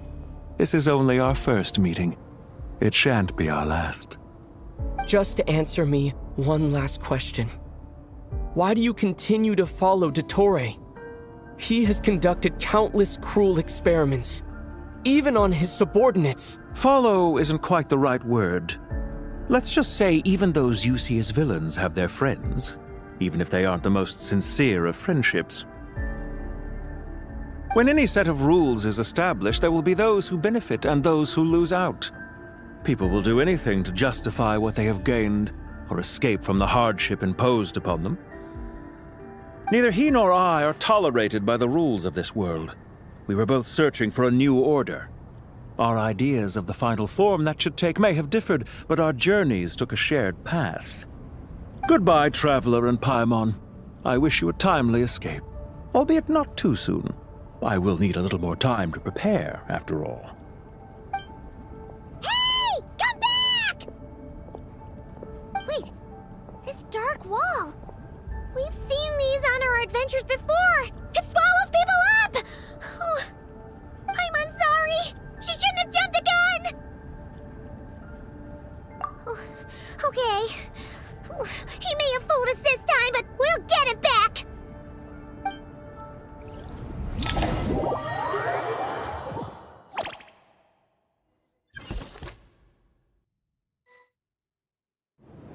Sino and his team are guarding the north. We'll take this side. There's so many Jinn. We can't let them get into Aru Village. Don't fret. I am well prepared for this situation. Huh. So you have a solution? Perhaps you're unaware that I have a trusty genie partner of my own, Plumpy. If I send her to negotiate with the others, this whole thing will be resolved before you can say Mora. Off you go, Plumpy!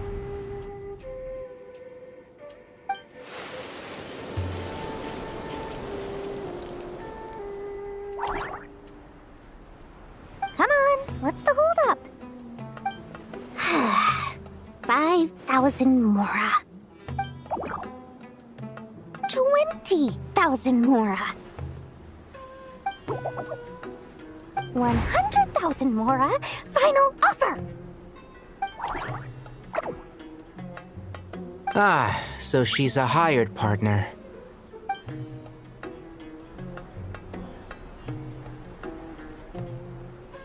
Hired partners are reliable too. Plumpy here is a highly skilled negotiator. You'll see. Just a few words from her and...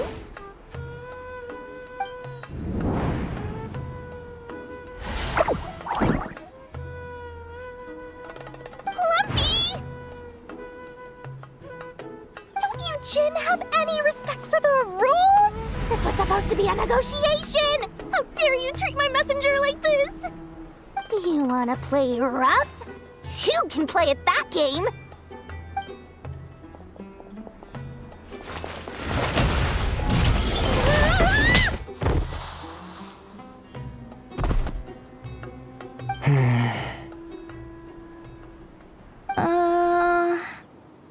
Looks like it's up to us now.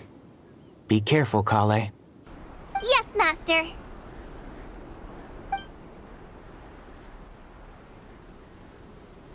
What happened? How did I pass out? Never mind. Lumpy, it's time for revenge. You know, this reminds me of when you first arrived in Nvidia Forest. You were trying to help a child retrieve a lost toy when you stumbled upon Spino Crocodile territory by mistake. Yeah, I remember. Our first time fighting side by side. Fighting side by side? I seem to recall swooping in to rescue you with a team of forest rangers. Please stop.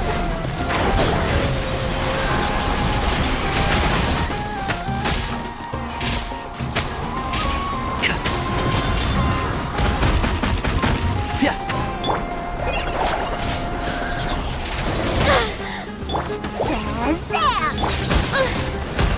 Just like we rehearsed.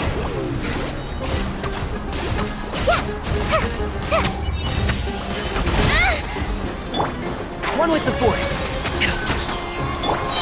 What's this? There's too many of them. I can't believe I used 12 rare items in one battle. Ugh. I shudder to think how this is going to affect this month's accounts.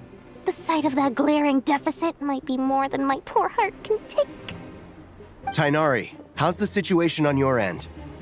We held the line, though it was a close call. But it looks like they're preparing for another attack. Has something happened? They've breached our defenses in the south. The Jinn are pouring in. We're moving the villagers to the north as we speak. We're hemmed in. This is getting precarious. Our margin for error just got a lot smaller. That's why we wanted to confirm your status. we need to consider our next move carefully. Bad news! Another line of defense has been breached. Kale, go with them and assess the situation. Dory and I will hold the line here. But Master! Even with 3 of us, we barely managed to. This is not a discussion, Kale.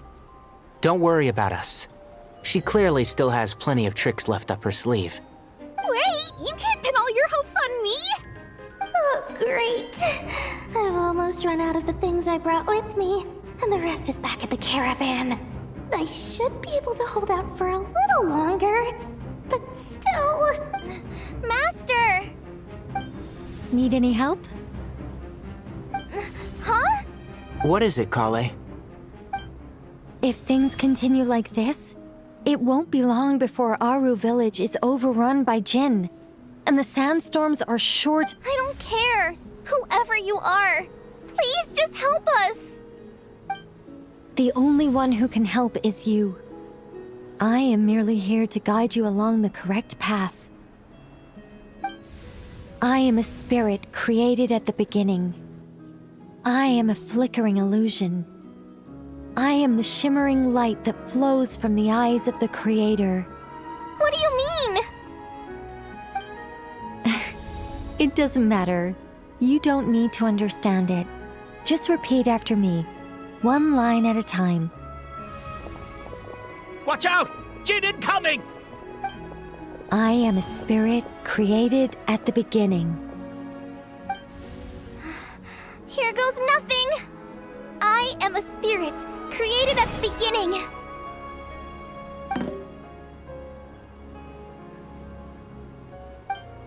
I am a flickering illusion.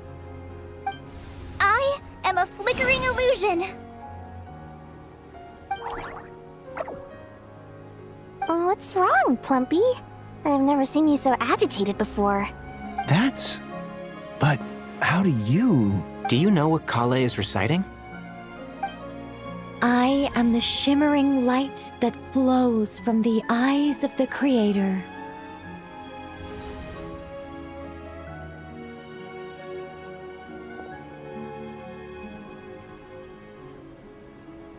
I am the shimmering light that flows from the eyes of the Creator.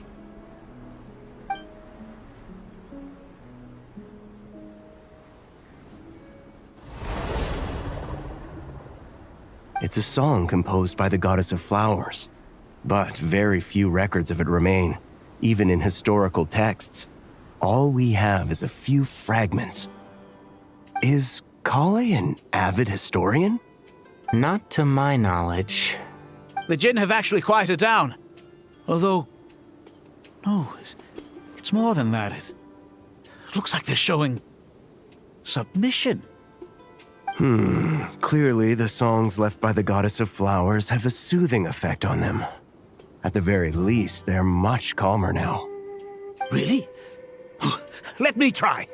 I am a spirit created at the beginning.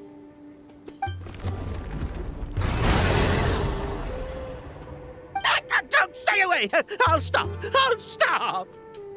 It seems like the song only works when Kale recites it. But why? Kale.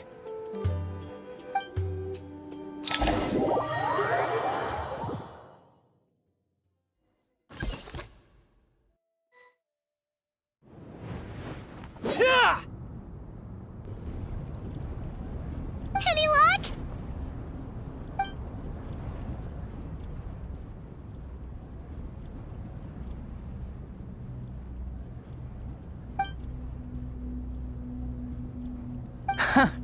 When I heard that loud rumbling in the distance, I thought the shifting sands had bust open the gates to some ancient treasure vault. Turns out it was just you guys. Huh? Wait, that sounds like... It's been a long while. Did you miss me? Jet! Ban! Let's save the catching up for later. First, I gotta get you guys out of there. This should be the right mechanism. Ben, can you handle it?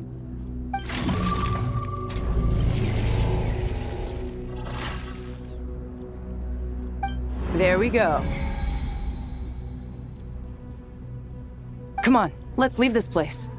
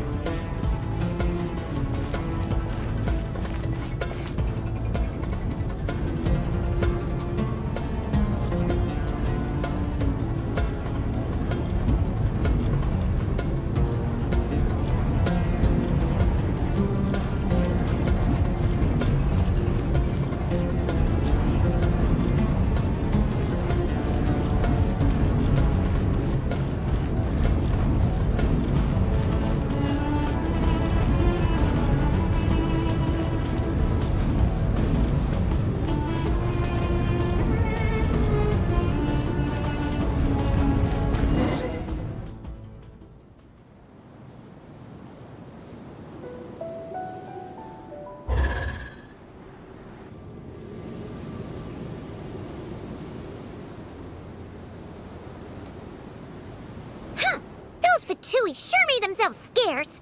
It's like they were never here. The Fatui? They came to the desert again? Yep. No idea what they're planning this time. They were being very coy about it. How have you been, Jet? Well, since we last met, I've started my own band of mercs. We've actually made quite a name for ourselves. Oh, yeah. On a slightly different note, I have some good news. I finally took care of Masaira. Not much to write home about. It was just another day. Found his hideout. Dragged him out of his cozy little bed. He tried to talk me into seeing his point of view, as usual. But I'm way past that by now. There was nothing he could say to save his life. What about you guys? Bet you'd forgotten all about me and Ben, huh? Of course not! We're super duper best friends! Wow. Sounds like I should make time to visit some other nations too. Anyway, what brings you to Gurabat? Oh, right. Paimon almost forgot. We're here to look for Lilupar. Oh, that bottle? Yeah! We need her power to calm the Jinn and stop the sandstorms. Here's hoping we actually manage to find her, after all the trouble we've been through. Surely with everything's been going on in Gurabat, she must have woken up, right? Only one way to find out.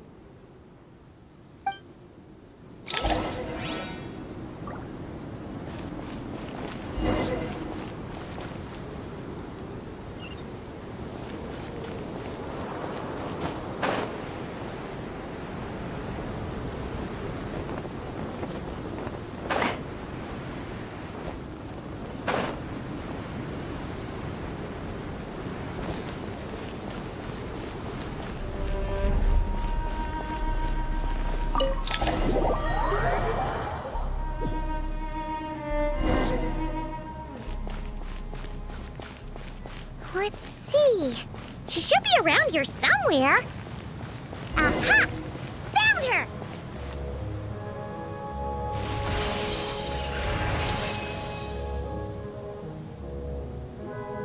Lilupar!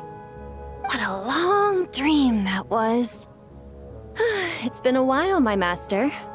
Oh, and you're here too, little wildcat. The four of us back together again. Imagine that. In truth, it was at first. I was none too pleased when those miscreants barged in.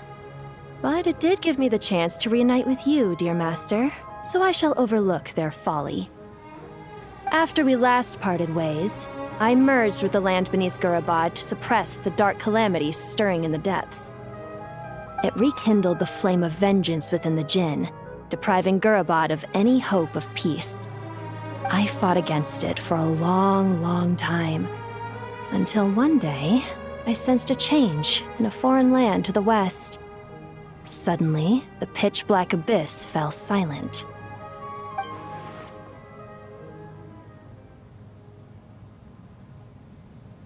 Once satisfied that that dark power could no longer bewitch the Jinn, I too fell into a deep slumber, from which I have only now awoken. Why have you returned to Gurabad, my master? And why is my sand-swept homeland in disarray once more? Well, basically, Sumeru's in danger and a lot of our friends are affected. Some bad guys messed around with Irminsul and now they've released the Jinn in here.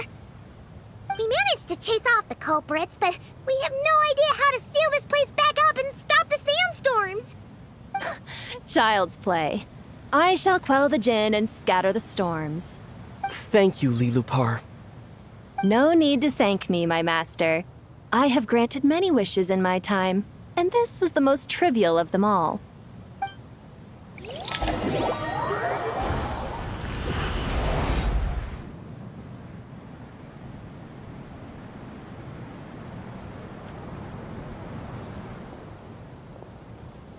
The sandstorm's gone. The sun shines bright again.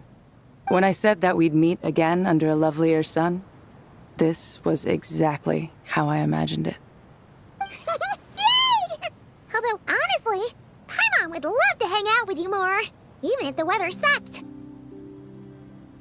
Well, there shouldn't be any more Jinn breaking out, right? Are we okay to head back? Sounds good. You can introduce us to your other friends. Another adventure begins. Lovely.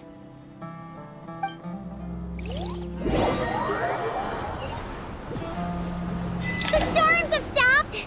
We should be able to get to the Temple of Silence without any problems now. Time to regroup!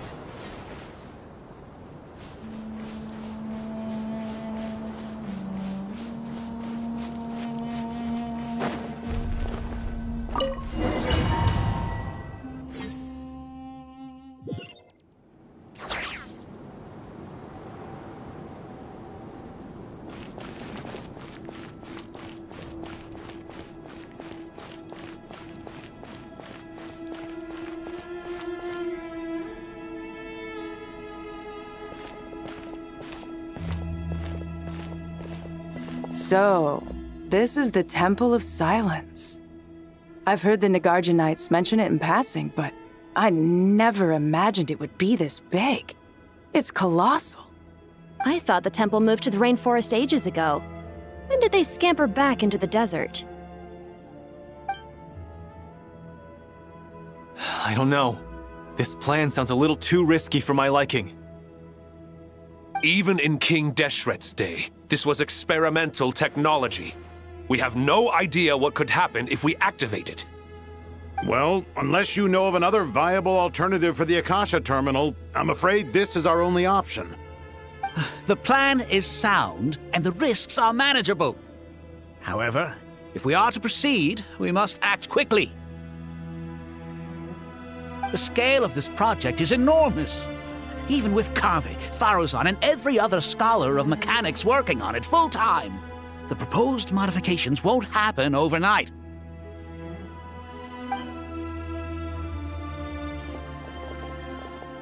You're back. Everything all right? And who are they? Friends of yours? Pretty much everyone in the Temple of Silence is. This guy's Kaveh, and the one next to him is Alhaitham. Hello, I'm Jet, and this is Lilupar. Ah, a famous name from the history books. Pleased to meet you. A friend of a friend is a friend of mine, as they say. Who's they? Huh? Do people not say that? Not in the desert. Friends you can trust, but friends of friends? Gotta keep an eye on them. Still, I do trust the Traveler's judgment. I'm sure you're good people. The sandstorms have calmed down. I take it the Gurabad problem is resolved? What did you find?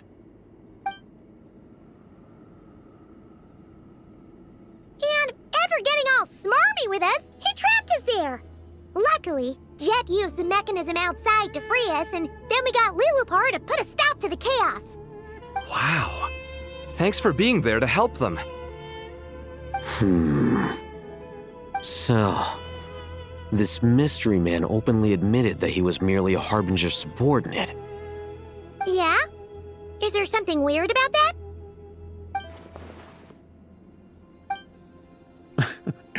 I assume you aren't naive enough to expect answers from an enemy. Well deduced. Our commander, Dottore, died in Nordcry.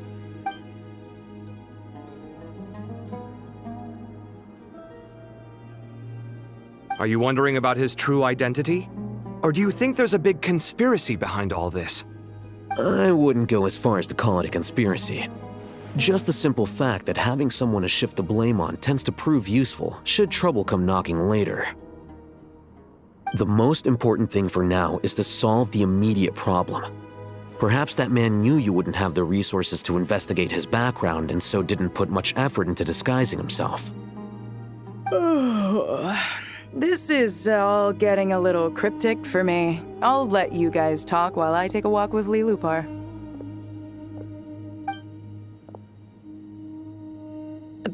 Jet?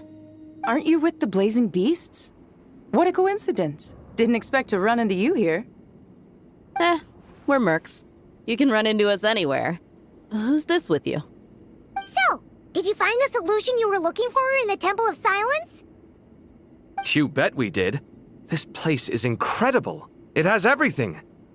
So far, we've discussed a plan and verified its feasibility. Building a new system from scratch is out of the question.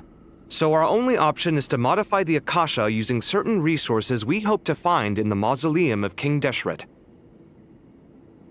According to certain sources in the Temple of Silence, there is a core device in King Deshret's mausoleum known as Aru.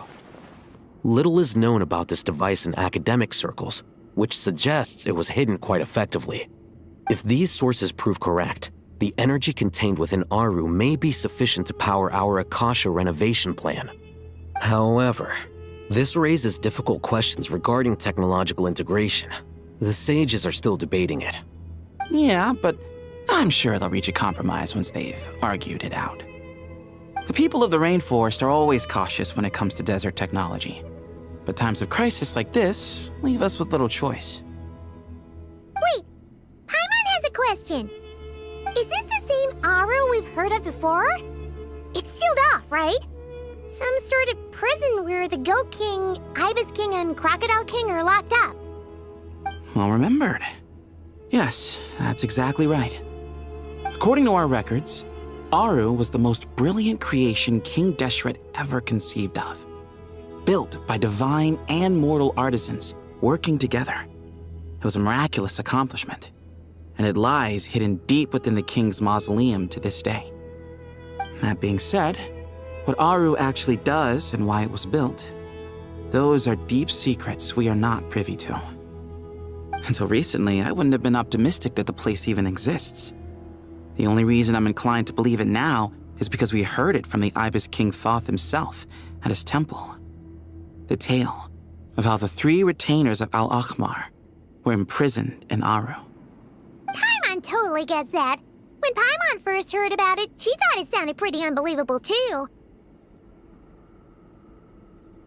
Do you guys still remember that? The Ibis King told us they were trapped in Aru and that they had to answer 3 questions to get out. I think I remember. What causes our rise and fall? What obliterates love and hate? And what determines truth and falsehood? Those were the 3 questions, right? Yeah. If only Nefer were here. She's dealt with the Ibis King before, so she might know more. Oh, Nefer is a friend we met in Nordcry. Nordcry? Funny. She showed up here earlier. Huh? Yeah. Had another lady with her, too. Both said they knew you. They contacted the sages, claiming they might be able to offer some assistance. Really? They came here to help out? Yes, really. It was just before you got back. One of them said she's made Nordcry her home. If she's the person you were talking about, then... Looks like betting on Aru was the right choice. See? They're right over there. Nicole! Never! Why, hello! We're here to help.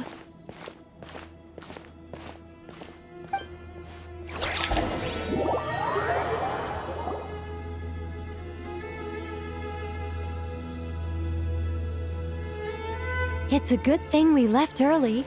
We almost got locked out. Locked out? What do you mean? Oh, you haven't heard? An invisible barrier has appeared around Sumeru's borders, cutting off all travel in and out. No one can leave and no one can enter. Sumeru has become a lonely island. Are the Fatui behind this too? Actually, no. This has nothing to do with them. I suspect it's a defense mechanism within Irminsul itself. Irminsul is the source of Tevat's ley lines, after all, and Sumeru is the nation closest to it. I imagine this function was put in place to seal the entire region off in the event of serious damage, preventing the disaster from spreading to the rest of Tevat. It may have been implemented long ago. But doesn't that mean that the people here won't be able to escape to other nations if the anomaly keeps spreading? Currently, that does appear to be the case, which is precisely why I am here. This is a critical moment for the world, and Sumeru is the eye of the storm. Paimon's surprised you managed to convince her to come back to Sumeru. Indeed. Even for someone of my wisdom and eloquence, this tested my skills to the limit. And why should it concern me that Sumeru's in trouble? Surely you don't think I still have feelings for that place? Judging by your tone, I suppose you don't. Sounds like you don't know much about my past. And here I thought you knew everything. All I know is that the Ibis King is the source of your power. He was quite a prominent moon envoy once upon a time, so I do know a thing or two about him. As for your past, I have ways to learn the full story if I wish to. But everyone has secrets they'd rather keep to themselves, wouldn't you say? I'm glad you see it that way, Miss Nicole. I've chosen to call Nodcry home, which is why I did my part in its hour of need. That doesn't mean world savings become a habit with me. I have no particular desire to play hero in Sumeru, thank you. I understand. Human emotions do not appear and disappear without cause. There is always a reason to be found behind both salvation and destruction. Still, if time has taught me anything, it's that human emotions are often complex and in conflict. That's why people change their minds about things all the time. But that's where we angels come in. Our duty, ultimately, is to guide people towards their deepest, truest desires and help bring them to fruition. So I wish to hear about your past, because I do not believe you are motivated by hatred alone. And if we still arrive at different conclusions in the end, that's okay. I refuse. Wait, what? But I set the atmosphere and everything. Isn't this supposed to be the moment when we finally open up to one another? Is it? Maybe I'm not so good at reading the atmosphere. You're right, Nicole. There's more to me than just hatred.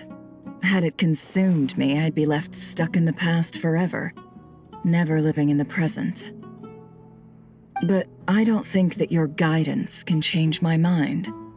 The all-consuming sands, the bloodshed, both deserved and undeserved. Those old emotions cling to me like a shadow.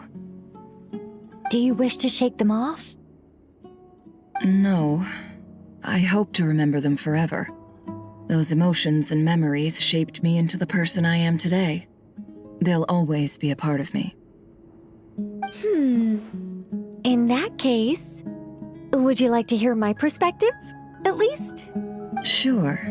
It's not every day you get to hear an angel's opinion. A long, long time ago, when the angels still walked freely upon the earth, I found life tedious. Monotonous work, lukewarm relationships. Things weren't nearly as interesting as they are now. And yet, since the angel's demise, I have found myself missing those days on more than one occasion. Human emotions are often attached to a person, a place, or an object. When those things are gone, the memories quickly fade, and the emotions slip away along with them. If Sumeru were destroyed, both rainforest and desert would be no more. With the object of your hatred wiped from existence, it would not take long for the memories buried deep in your heart to slowly fade. Both love and hate are intense emotions, but they are nothing compared to the void left behind when they disappear. Most sophisticated, Miss Nicole. But anyone focused on the future could only ever applaud the destruction of the things they hate. Still, I'm a special case. Someone once told me that human memory is more selective than a Mora-hungry merchant choosing between customers. We all need a reality check once in a while, so we don't forget the truth. As much as I dislike Sumeru, this is no way for it to perish. All right, you win. I'll help you out a little, but I won't work for free. How much will you need? You're not gonna milk this for all it's worth, are you? What do you think? I'll be upfront with you. I don't have much more on me. If that's what you need, I could borrow some from Alice. Or perhaps I could pay in sculptures. The ones I carve are actually worth quite a lot. Just cover my travel expenses. Huh? Is that all? That's all. Given all the people I owe favors to, I can just about justify a trip to Sumeru.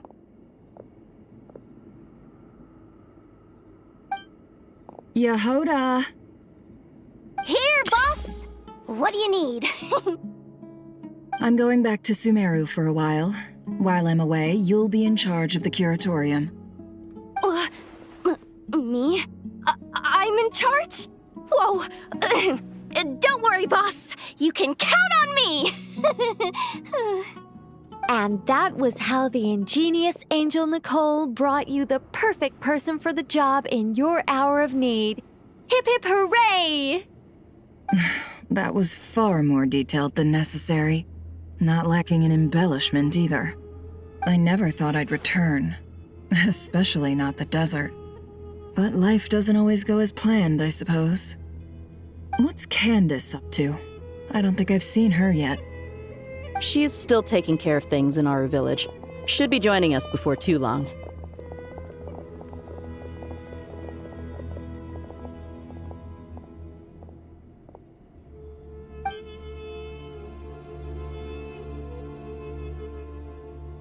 Oh, and sorry. Hope we're not interrupting anything.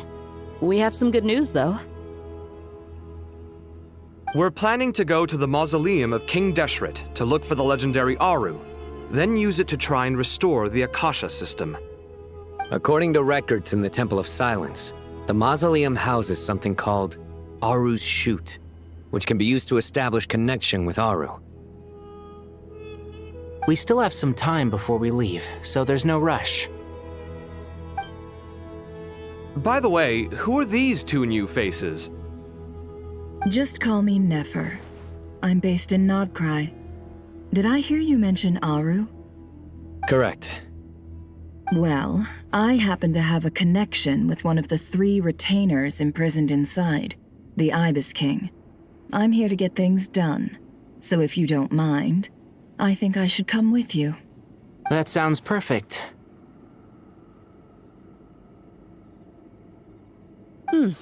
Miss Nefer, are you from the desert by any chance? Why do you ask? I don't know. There's a familiar air about you. Plus, you mentioned Candace. Sorry, I don't mean to pry. It was just a random thought. I'm Dia, an Eremite mercenary. My work usually keeps me out in the desert. I'm on good terms with Dory, and she's mentioned you all before. It's nice to finally put faces to the names. However, my associate here is probably less well acquainted with you. Why don't you all introduce yourselves? Actually, I'm a little better acquainted than you might think. Huh? Huh. Are my eyes playing tricks on me? It looked like you spoke without moving your mouth. Ventriloquism. I have heard tell of it before. What is it, Kale? It's you! You're the voice who's been speaking in my head, aren't you? You encouraged me to report my dreams to the Dendro Archon, and got me to recite that magic prayer. Mm-hmm. I have many titles, but let's go with the most pertinent one. I am Nicole Rain, an angel who has lived since ancient times. An angel? Sounds like a big deal, but, what exactly is an angel? Oh, Well, we're a rather long-living race of beings. Not gods, technically, but we can still tell you a lot of stories from ancient history. Yep, and she's also an amazing sculptor. You could say she's a real creative type. Well, ma'am, if both the Traveler and Paimon give you rave reviews, you must be pretty impressive. Oh, please don't call me ma'am. I find it so awkward when people get too formal with me. Just relax and be yourselves. No need to be nervous. Miss Nicole, if it's okay, could I ask you a few questions? Yes, you may. I can see your heart is filled with confusion, and you are desperate for answers. I also know which questions you want to ask me. Why did you dream of Sumeru City in disarray? Why did those verses soothe the Jinn only when recited by you? I can guide you to the truth, but it involves a personal secret of yours. I'd prefer to speak with you alone, if possible.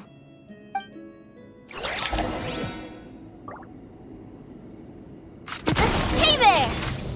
Watch out!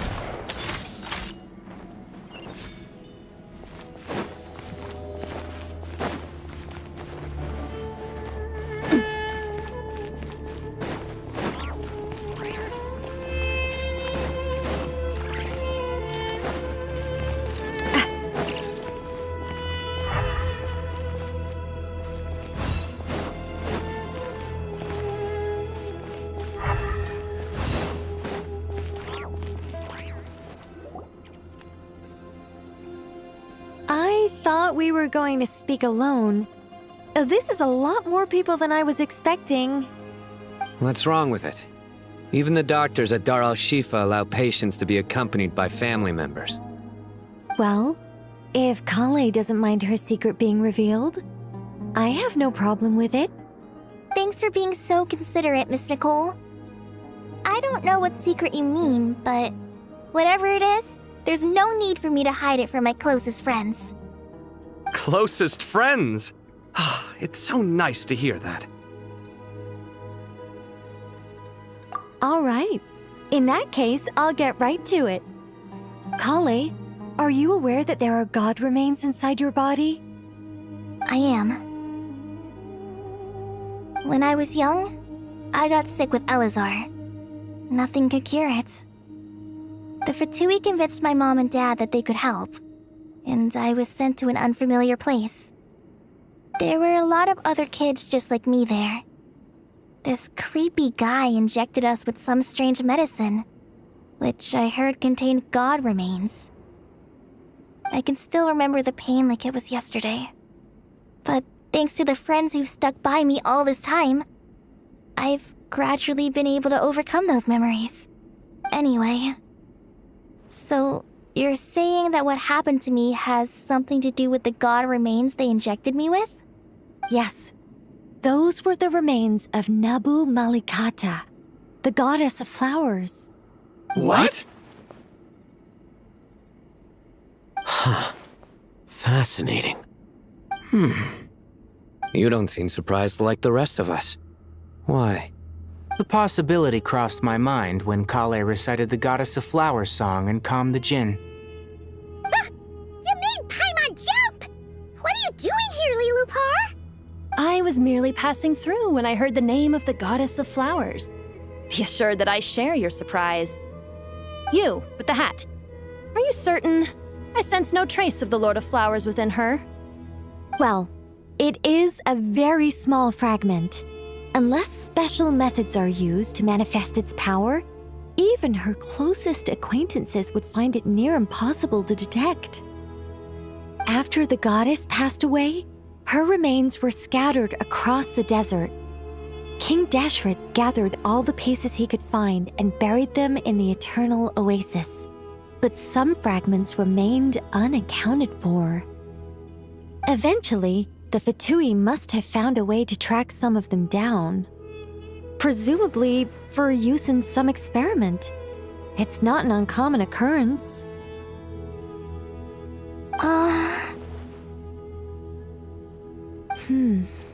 You're more shaken than I thought. In one sense, you've been extraordinarily lucky.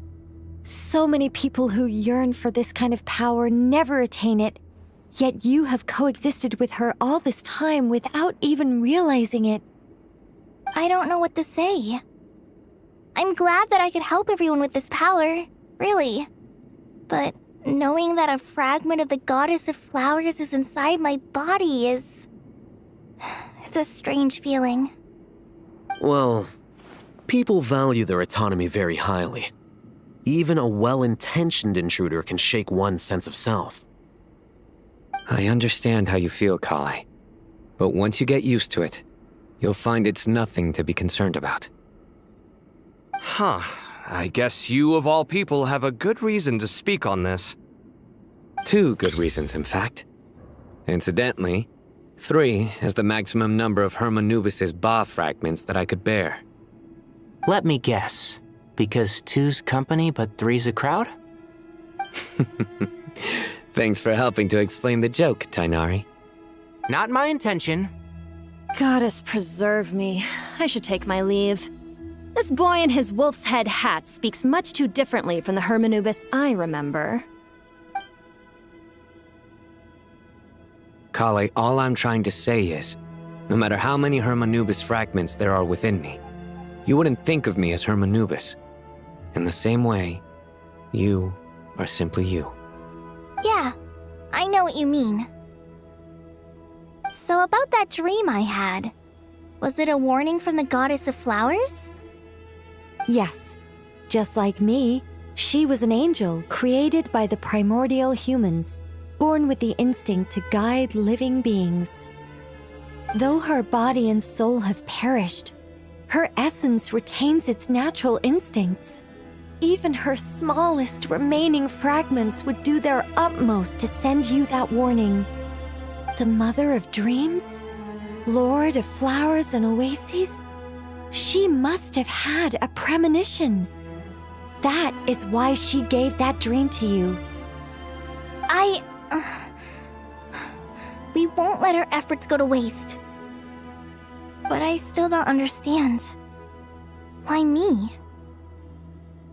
Yes. Why indeed? You weren't the only one injected with god remains, but only in you have her fragments persisted. I suspect it may be because of the firm will you showed in the face of suffering. She was likely assimilated by that will. Of course, this doesn't mean you have to shoulder any extra responsibility. As this young man said, you are who you are, and that will not change. All right. Any further questions from the family members of the patient? If not, we should head to the mausoleum of King Deshret. Let's move out. Time to put our plan into action. We all hope it'll work. But will we really be able to open Aru? And even if all 7 pillars of King Deshret agree to let us proceed, the scale of the work to follow is daunting to say the least. Haven't you handled other big projects before? I mean, the biggest project I've worked on to date is probably the Palace of Alcazarzaray, I guess? But this is orders of magnitude beyond that. It's a total nightmare. Look on the bright side. At least this time you're actually here when Sumeru needs you most. You won't have to come asking me for details after the fact. Mock me all you want. But now that I'm here, things will be resolved far more quickly and smoothly than last time. Kave's self-doubt disappeared in an instant. Like magic. Well, this confidence is most gladdening. Now, go and pack your things. We'll head to the mausoleum as soon as you're ready.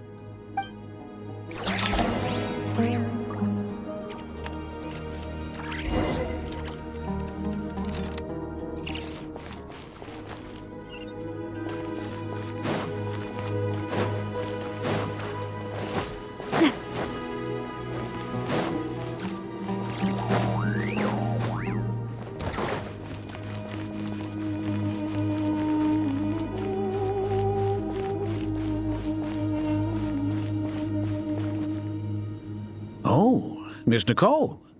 I heard you're a very talented sculptor. Is that true? Oh, I don't know. I wouldn't want to blow my own trumpet. Honestly, even though Kasharawar is best known for its focus on mechanics, plenty of Kasharawar scholars are quite serious about sculpting as a hobby. So if they rate your work, that's enough for us. We just have to take a look. Who's we?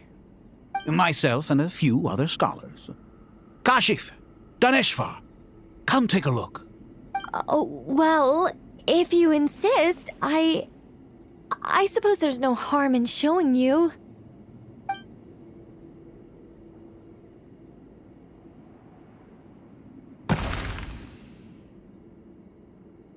Whoa!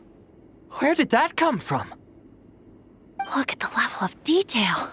It's so lifelike. The squirrel descends from the heavens like a champion, and the earth trembles beneath its feet. What do you think? Striking, isn't it? Kaveh? Kaveh, come here for a sec. Oh, and Madame Faruzan, didn't you used to study in our darshan? Come take a look. All right, but hang on a moment. I have to finish reviewing this proposal first. You called? What is it, youngster? This squirrel statue. Isn't it cute? Oh, a squirrel. I wouldn't say cute per se. The realism is what stands out to me. Were you trying to carve a statue of a hero, young lady? Oh, a hero? I suppose so. Actually, I didn't really have a specific theme in mind. I just started working on it, and this is how it turned out. I see. Well, do you tend to read novels about heroes in your spare time? As a matter of fact, I do quite enjoy those. Everyone loves a good tale of daring do, right? Then perhaps the statue represents the heroic tale you long to see deep down inside. Also on the subject of heroism, I feel that if the subject posed with a finger raised towards the heavens, it would lend a greater gravitas to the overall image. I'm sure some would call it cliché or old-fashioned, but not me. I think it would be a perfect fit. It has a certain classical beauty about it. Kaveh! Sorry, Madame Faruzan, I'm a little busy right now. Don't wait up for me. What a pity. That young man has excellent aesthetic tastes. I was hoping to ask him for his opinion. What a genius idea! Why didn't I think of that? Classical beauty is a great direction to explore. That's it. Once I get back, I'm going to sculpt a heroic squirrel pointing its finger towards the sky. Precisely. A declaration of victory. You understand my vision. Then place the two statues face to face. Yes! That's exactly what I was thinking. It'll be a masterpiece. Miss... I'm sorry. I didn't catch your name. Just call me Nicole. Madam Faruzan? Was it? What? Oh, no. That wouldn't be right. Why ever not? Madam is a state of mind cultivated from within. Anyone may call me Madam if they so desire. My dear Miss Nicole, once we make it through these trying times, should we have the pleasure of meeting again, I shall look forward to seeing your new work. In this day of age, it's rare to find people with an appreciation for classical aesthetics. Meeting you was truly a pleasant surprise. Honestly, I feel the same way. It's been a long time since I met anyone interested in this style of statue. Clearly, they don't call you Madam for nothing. Also, I have to say, you're a very good judge of character. Because when I think about it, I really am someone who likes stories about heroes. That must be why I've quietly kept watch over generation after generation of them. Sorry, keeping watch over heroes? What exactly do you do for a living? Oh, never mind that. Let's not tell Madame Faruzan about Miss Nicole's true identity for now. Good idea. Let's limit the conversation to aesthetics.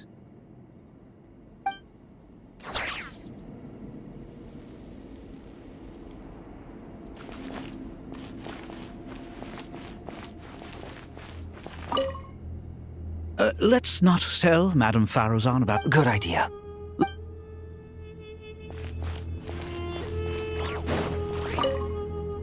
What's wrong? You look a little depressed. Kale got a fragment of the Goddess of Flowers, and all I got was one of the 7 pillars who served under King Deshret. I lost out, didn't I? That's what you're upset about? You're such a child.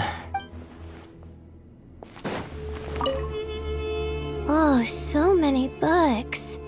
More than I could ever read in my life. But I've learned a lot that the textbooks could never teach me. I never realized that people in the distant past thought about some of the same questions we ponder today.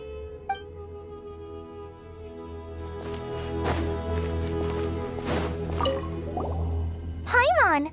Thanks again for your notes. I'm done copying them, so here you go. You're welcome! Just let Paimon know if you ever need help again.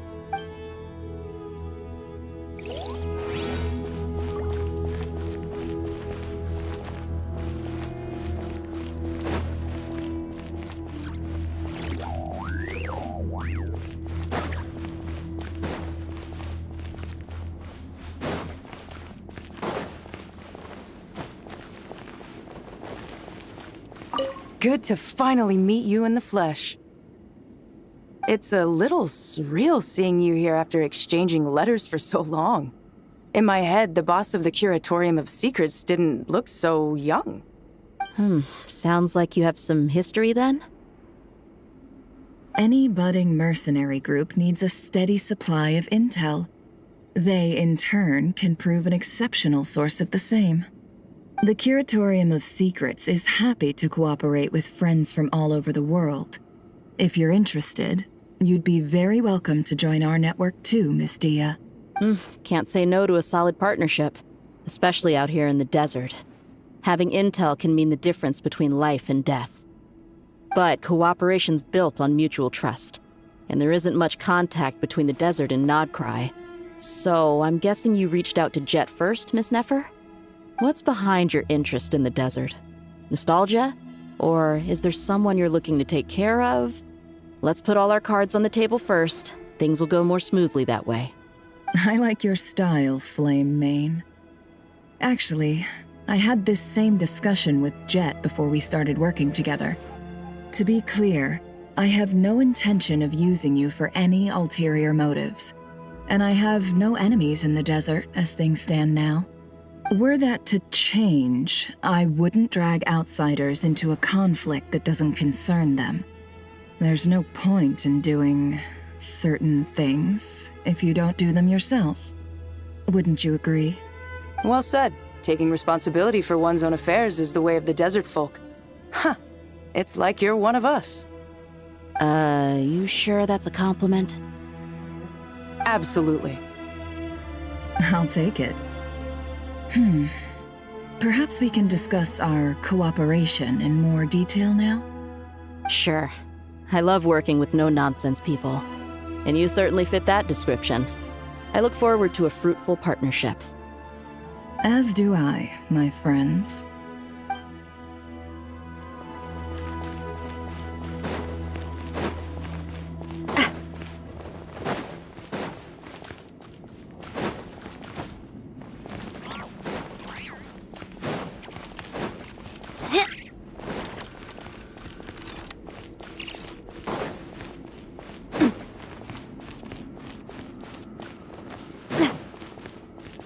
Okay, carrying on.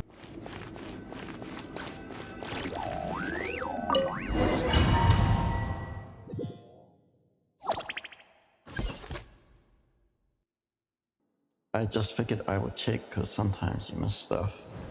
That's one of those things you can't replay, I'm guessing.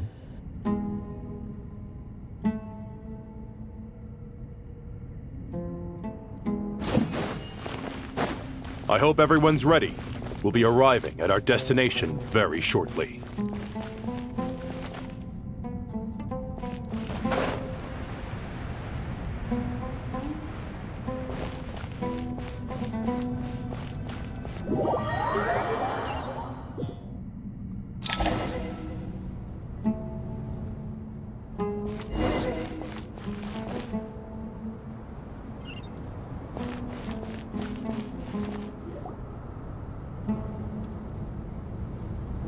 Why, we've not seen so many visitors ever, really.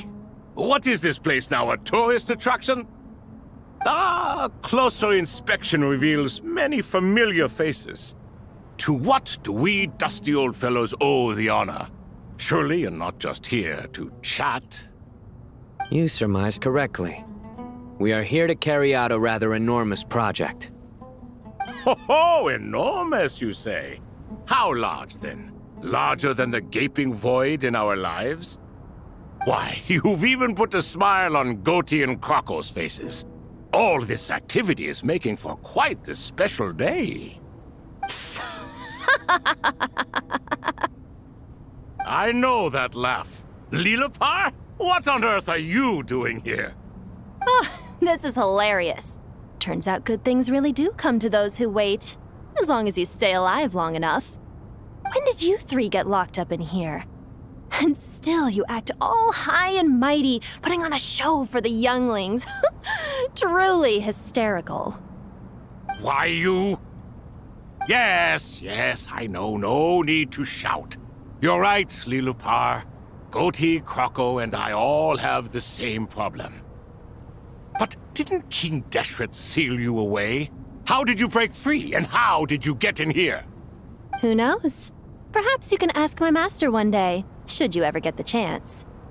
Behold, the executioners of old.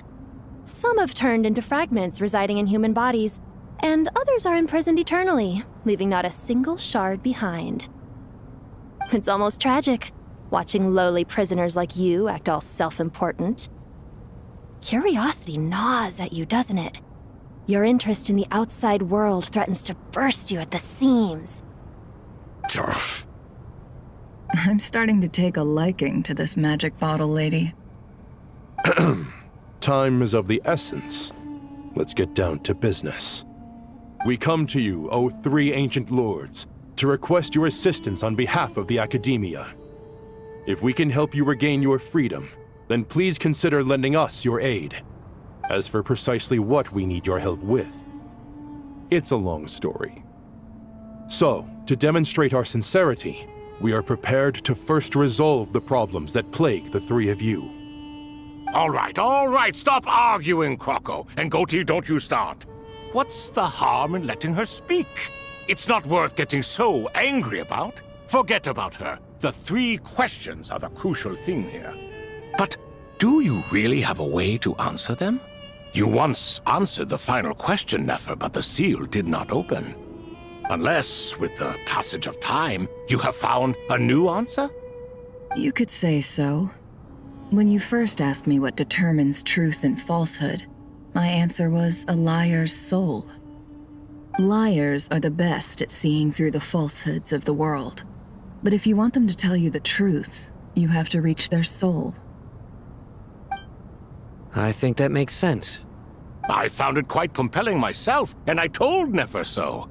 Unfortunately, it brought us no closer to liberation. Well, that's simply because it was my answer, not the one King Deshret was looking for. Can you guess which answer Al-Ahmar wanted then? Time. And that's not only the answer to the final question, it's the answer to all three of them. All things wax and wane with the passage of time. Love and hate eventually fade into nothing. Current affairs are always fraught with conflict and controversy. Only time can distinguish between right and wrong. You once described King Deshret as a proud man. I'd say that the prouder someone is, the more inclined they are to believe that only time is qualified to be their judge. Time. Well. Indeed. Perhaps in building Aru, our king was in fact attempting to reverse time, to bring love and hate, right and wrong, the rise and fall of all things back to their point of origin.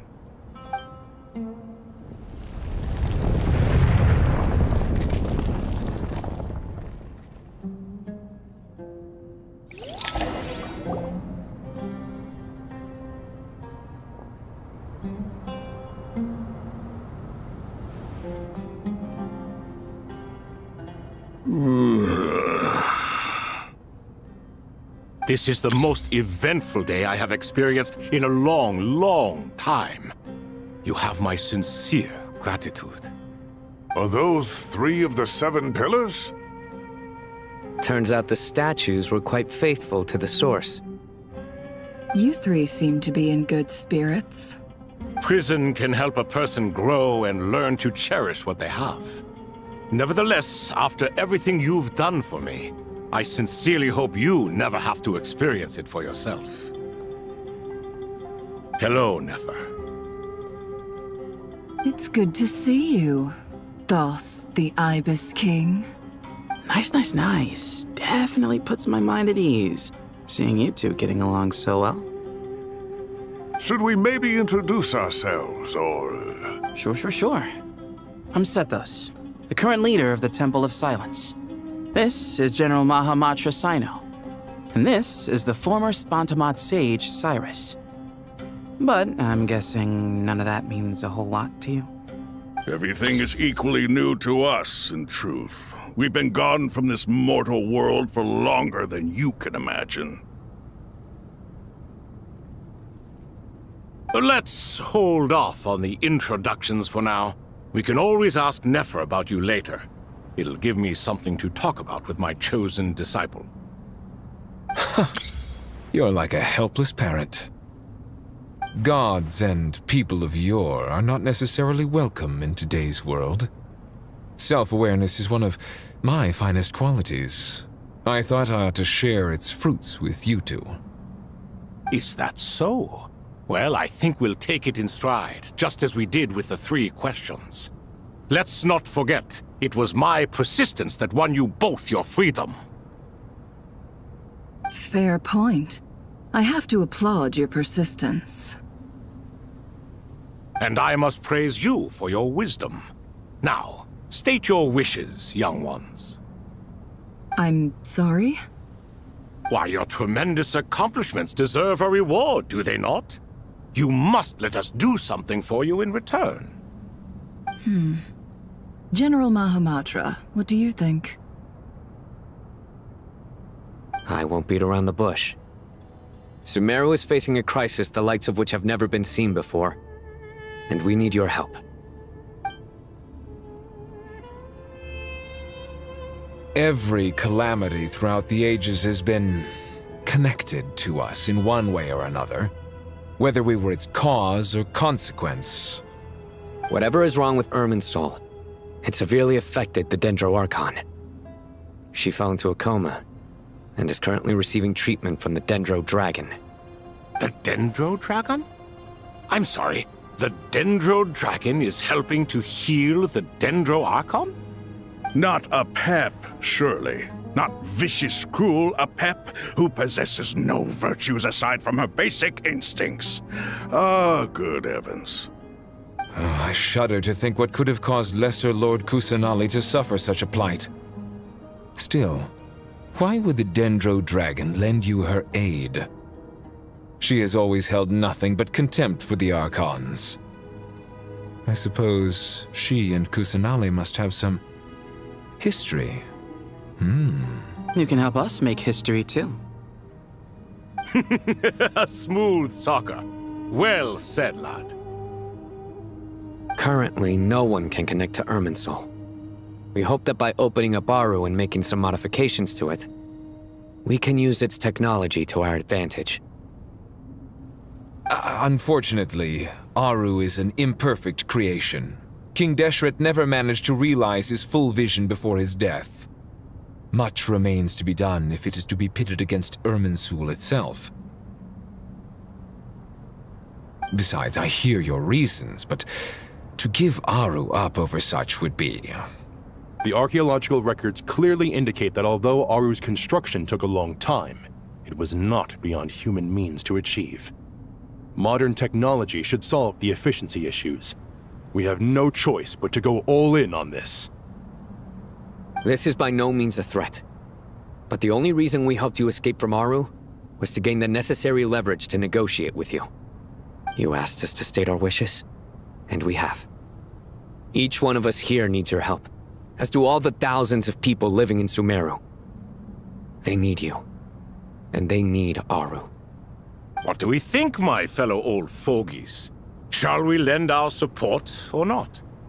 Since you ask so nicely, naturally. Naturally what? Are you for or against? I simply mean we shall do what comes naturally.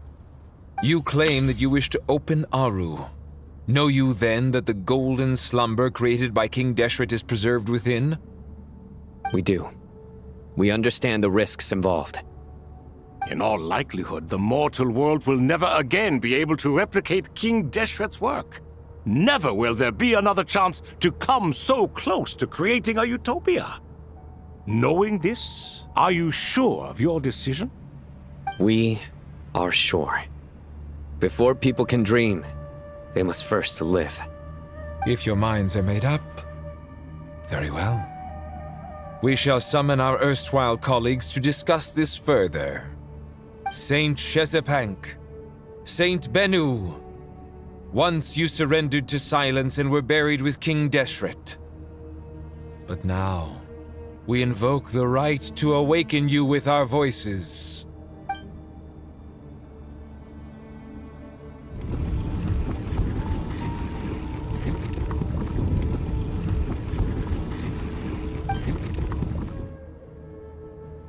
Saint Bennu, responding to your call. 3 kings detected. Initiating autonomous will. Saint Shezbank, responding to your call. 3 kings detected. Initiating autonomous will. Ah, Lord Herreshoff. What a long time it has been. I trust you are keeping well. Then your trust in my well-being has long outlived your physical body. You have always opened with that same phrase, in life, death, and now even beyond. Al-Akmar is long gone. What is the reason for this meeting? You're awake? Good. We are voting on whether to give the people of present-day Sumeru access to Aru and permit them to perform technological renovations. You have the right to support or oppose the motion. Aru is the pride of Al-Ahmar. Opening Aru requires the unanimous consent of the 7 pillars. I hope you have a convincing reason to present to us. Sumeru is currently in the midst of a major calamity. Let us not forget that while Al-Ahmar was a stern ruler, he was also a teacher of wisdom. A god without his people shall cease to exist, and King Deshret's greatest wish was to provide protection for his people. Let us then honor our God King's wishes as we consider our decision. I do not mean to mock these proceedings, but what is the point of a unanimous vote when we know that the last of the 7 pillars, the Dendro Dragon Apep, will never communicate with us? This will no doubt surprise your mechanical mind, and I have no intention of trying to persuade you it is true. But Apep is, in fact, healing the Dendro Archon as we speak. Huh? Can someone attest to this? Do we have any proof? I ask the 3 kings. Can any of you vouch for the truth of this claim? Naturally, the Ibis King, Thoth. What? It was Thoth's disciples who revealed the truth to us. We need not debate its veracity. Simply let Thoth bear accountability. That way the rest of us may have a clear conscience. Perish, you diabolical fiend! I awakened our former colleagues for you, supported your opinion, and backed your decision. What sort of fiend would do that? I miss the days when Hermanubis was still around. At times like this, he would offer to take accountability. What are you trying to say? Is my word worth less to you than Hermanubis's? Hypocrite though you are, Lord Thoth, you are humorous in equal measure. How could we bear not to associate with a character such as you? I, Saint Shezpank, approve the Goat King's proposal. Since King Deshret is no more, we shall receive no reprimand for acting beyond our remit. Nevertheless, I sincerely hope that those before us understand the significance of what they intend to do. Remember, the moment that Aru is liberated, the myriad souls residing within the Golden Slumber will return to the ley lines. And once the ley lines flow again, these souls shall in turn be received by Irminsul. To take this step is to bring the perfect afterlife created by our king to a permanent end. We understand that well, and we have decided to proceed regardless. Furthermore, the contemporary human perspective would contend that confining souls in this way is no act of benevolence. The deceased have a right to rest in peace. King Deshret's creation is clearly a place of rest and peace. It is just that many do not see it this way. But no matter. Saint Binu approves. Hermanubis' representative and the Dendro Dragon Apep made their choice ahead of time, while the Goat King, Ibis King, and Crocodile King have also granted permission to liberate Aru. By the grace of His Majesty, guided by his wisdom and will, let the gates of Aru be reopened.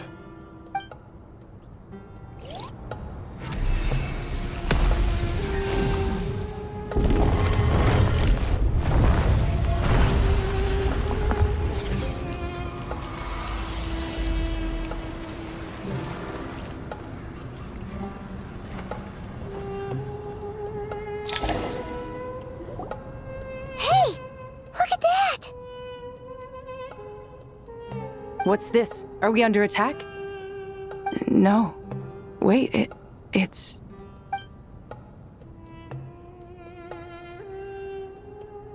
Here you are. Through the sands of time. I see you. Father.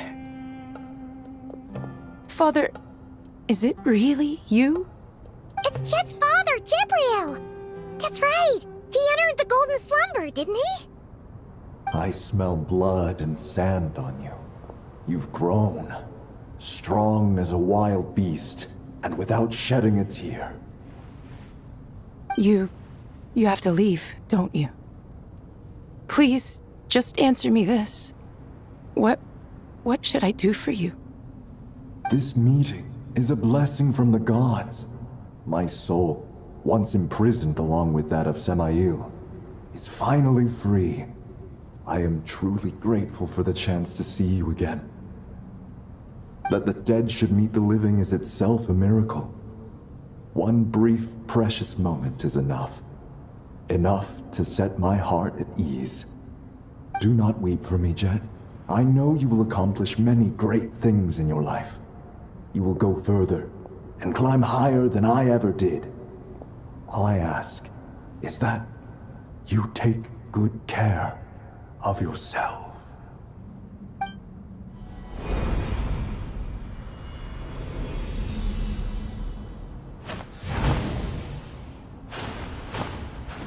Father! Father! Father. Hey, Jet. Do you want something to eat? Maybe it'll help you feel better. I'm fine. Thanks, Paimon. It was just a little sudden. The chance to see my father again meant the world to me. He was trapped in the golden slumber for our sake.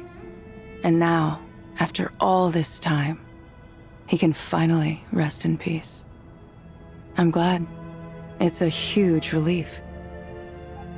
You've grown strong, Jet. More than enough to fend for yourself. Yeah. I'll leave the past in my memory where it belongs. My family, the good times and the bad. Goodbye, Father.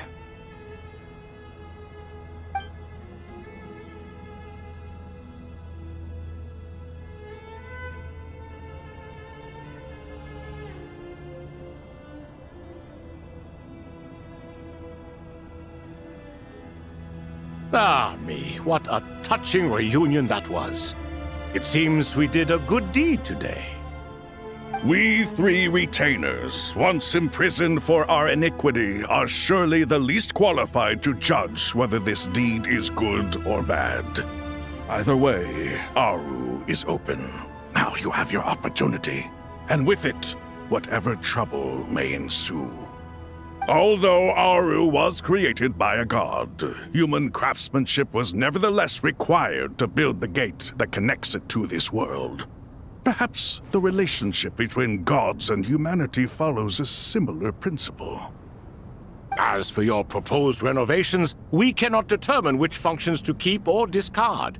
Proceed as you see fit, but please entrust the task to your most accomplished scholars, or Bennu will be most displeased. It matters not. The Ibis King shall be accountable if any problems arise.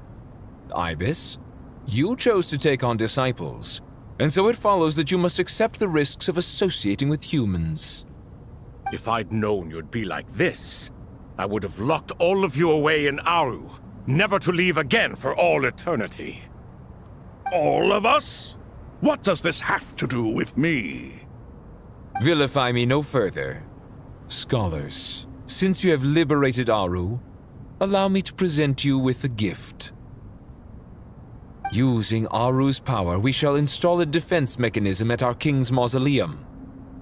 You must be guarded even against Irminsul itself. This shall afford you some convenience. Unseen and unheard, from this moment forth, none may by sight or hearing perceive anything said or done within the mausoleum. Amazing. And all this is achieved just with the power of Aru? With technology from the heavens, the possibilities are endless. Just because King Deshret did not use it for this purpose does not mean that it cannot be done. So, marvel away. This is the reward you have earned. All right. Well, that resolves the issue of confidentiality. What about the technical side? Do we have the manpower? Why, yes. I've already contacted them. They'll be here soon.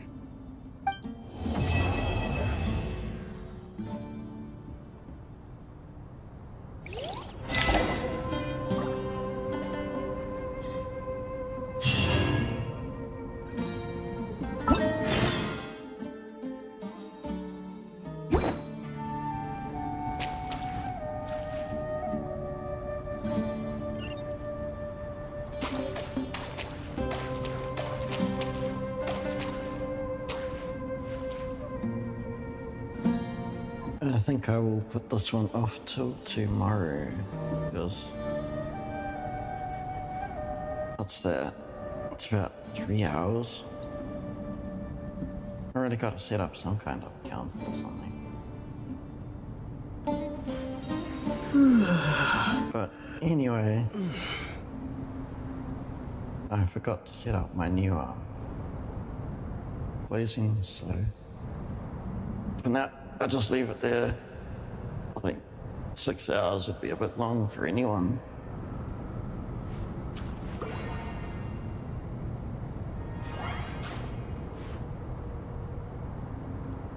Well, most people.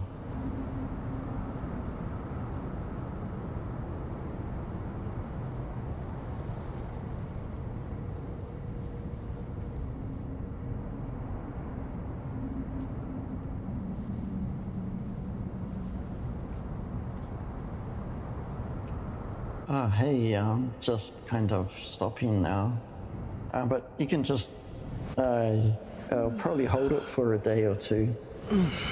Just to do some, like, little editing and stuff, but should be back up tomorrow.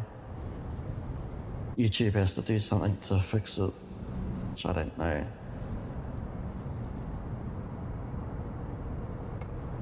Yeah. Sadly.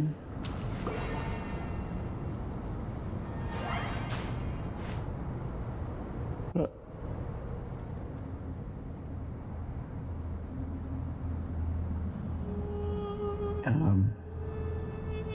yes, I do have Nerfluid, but I do not use them.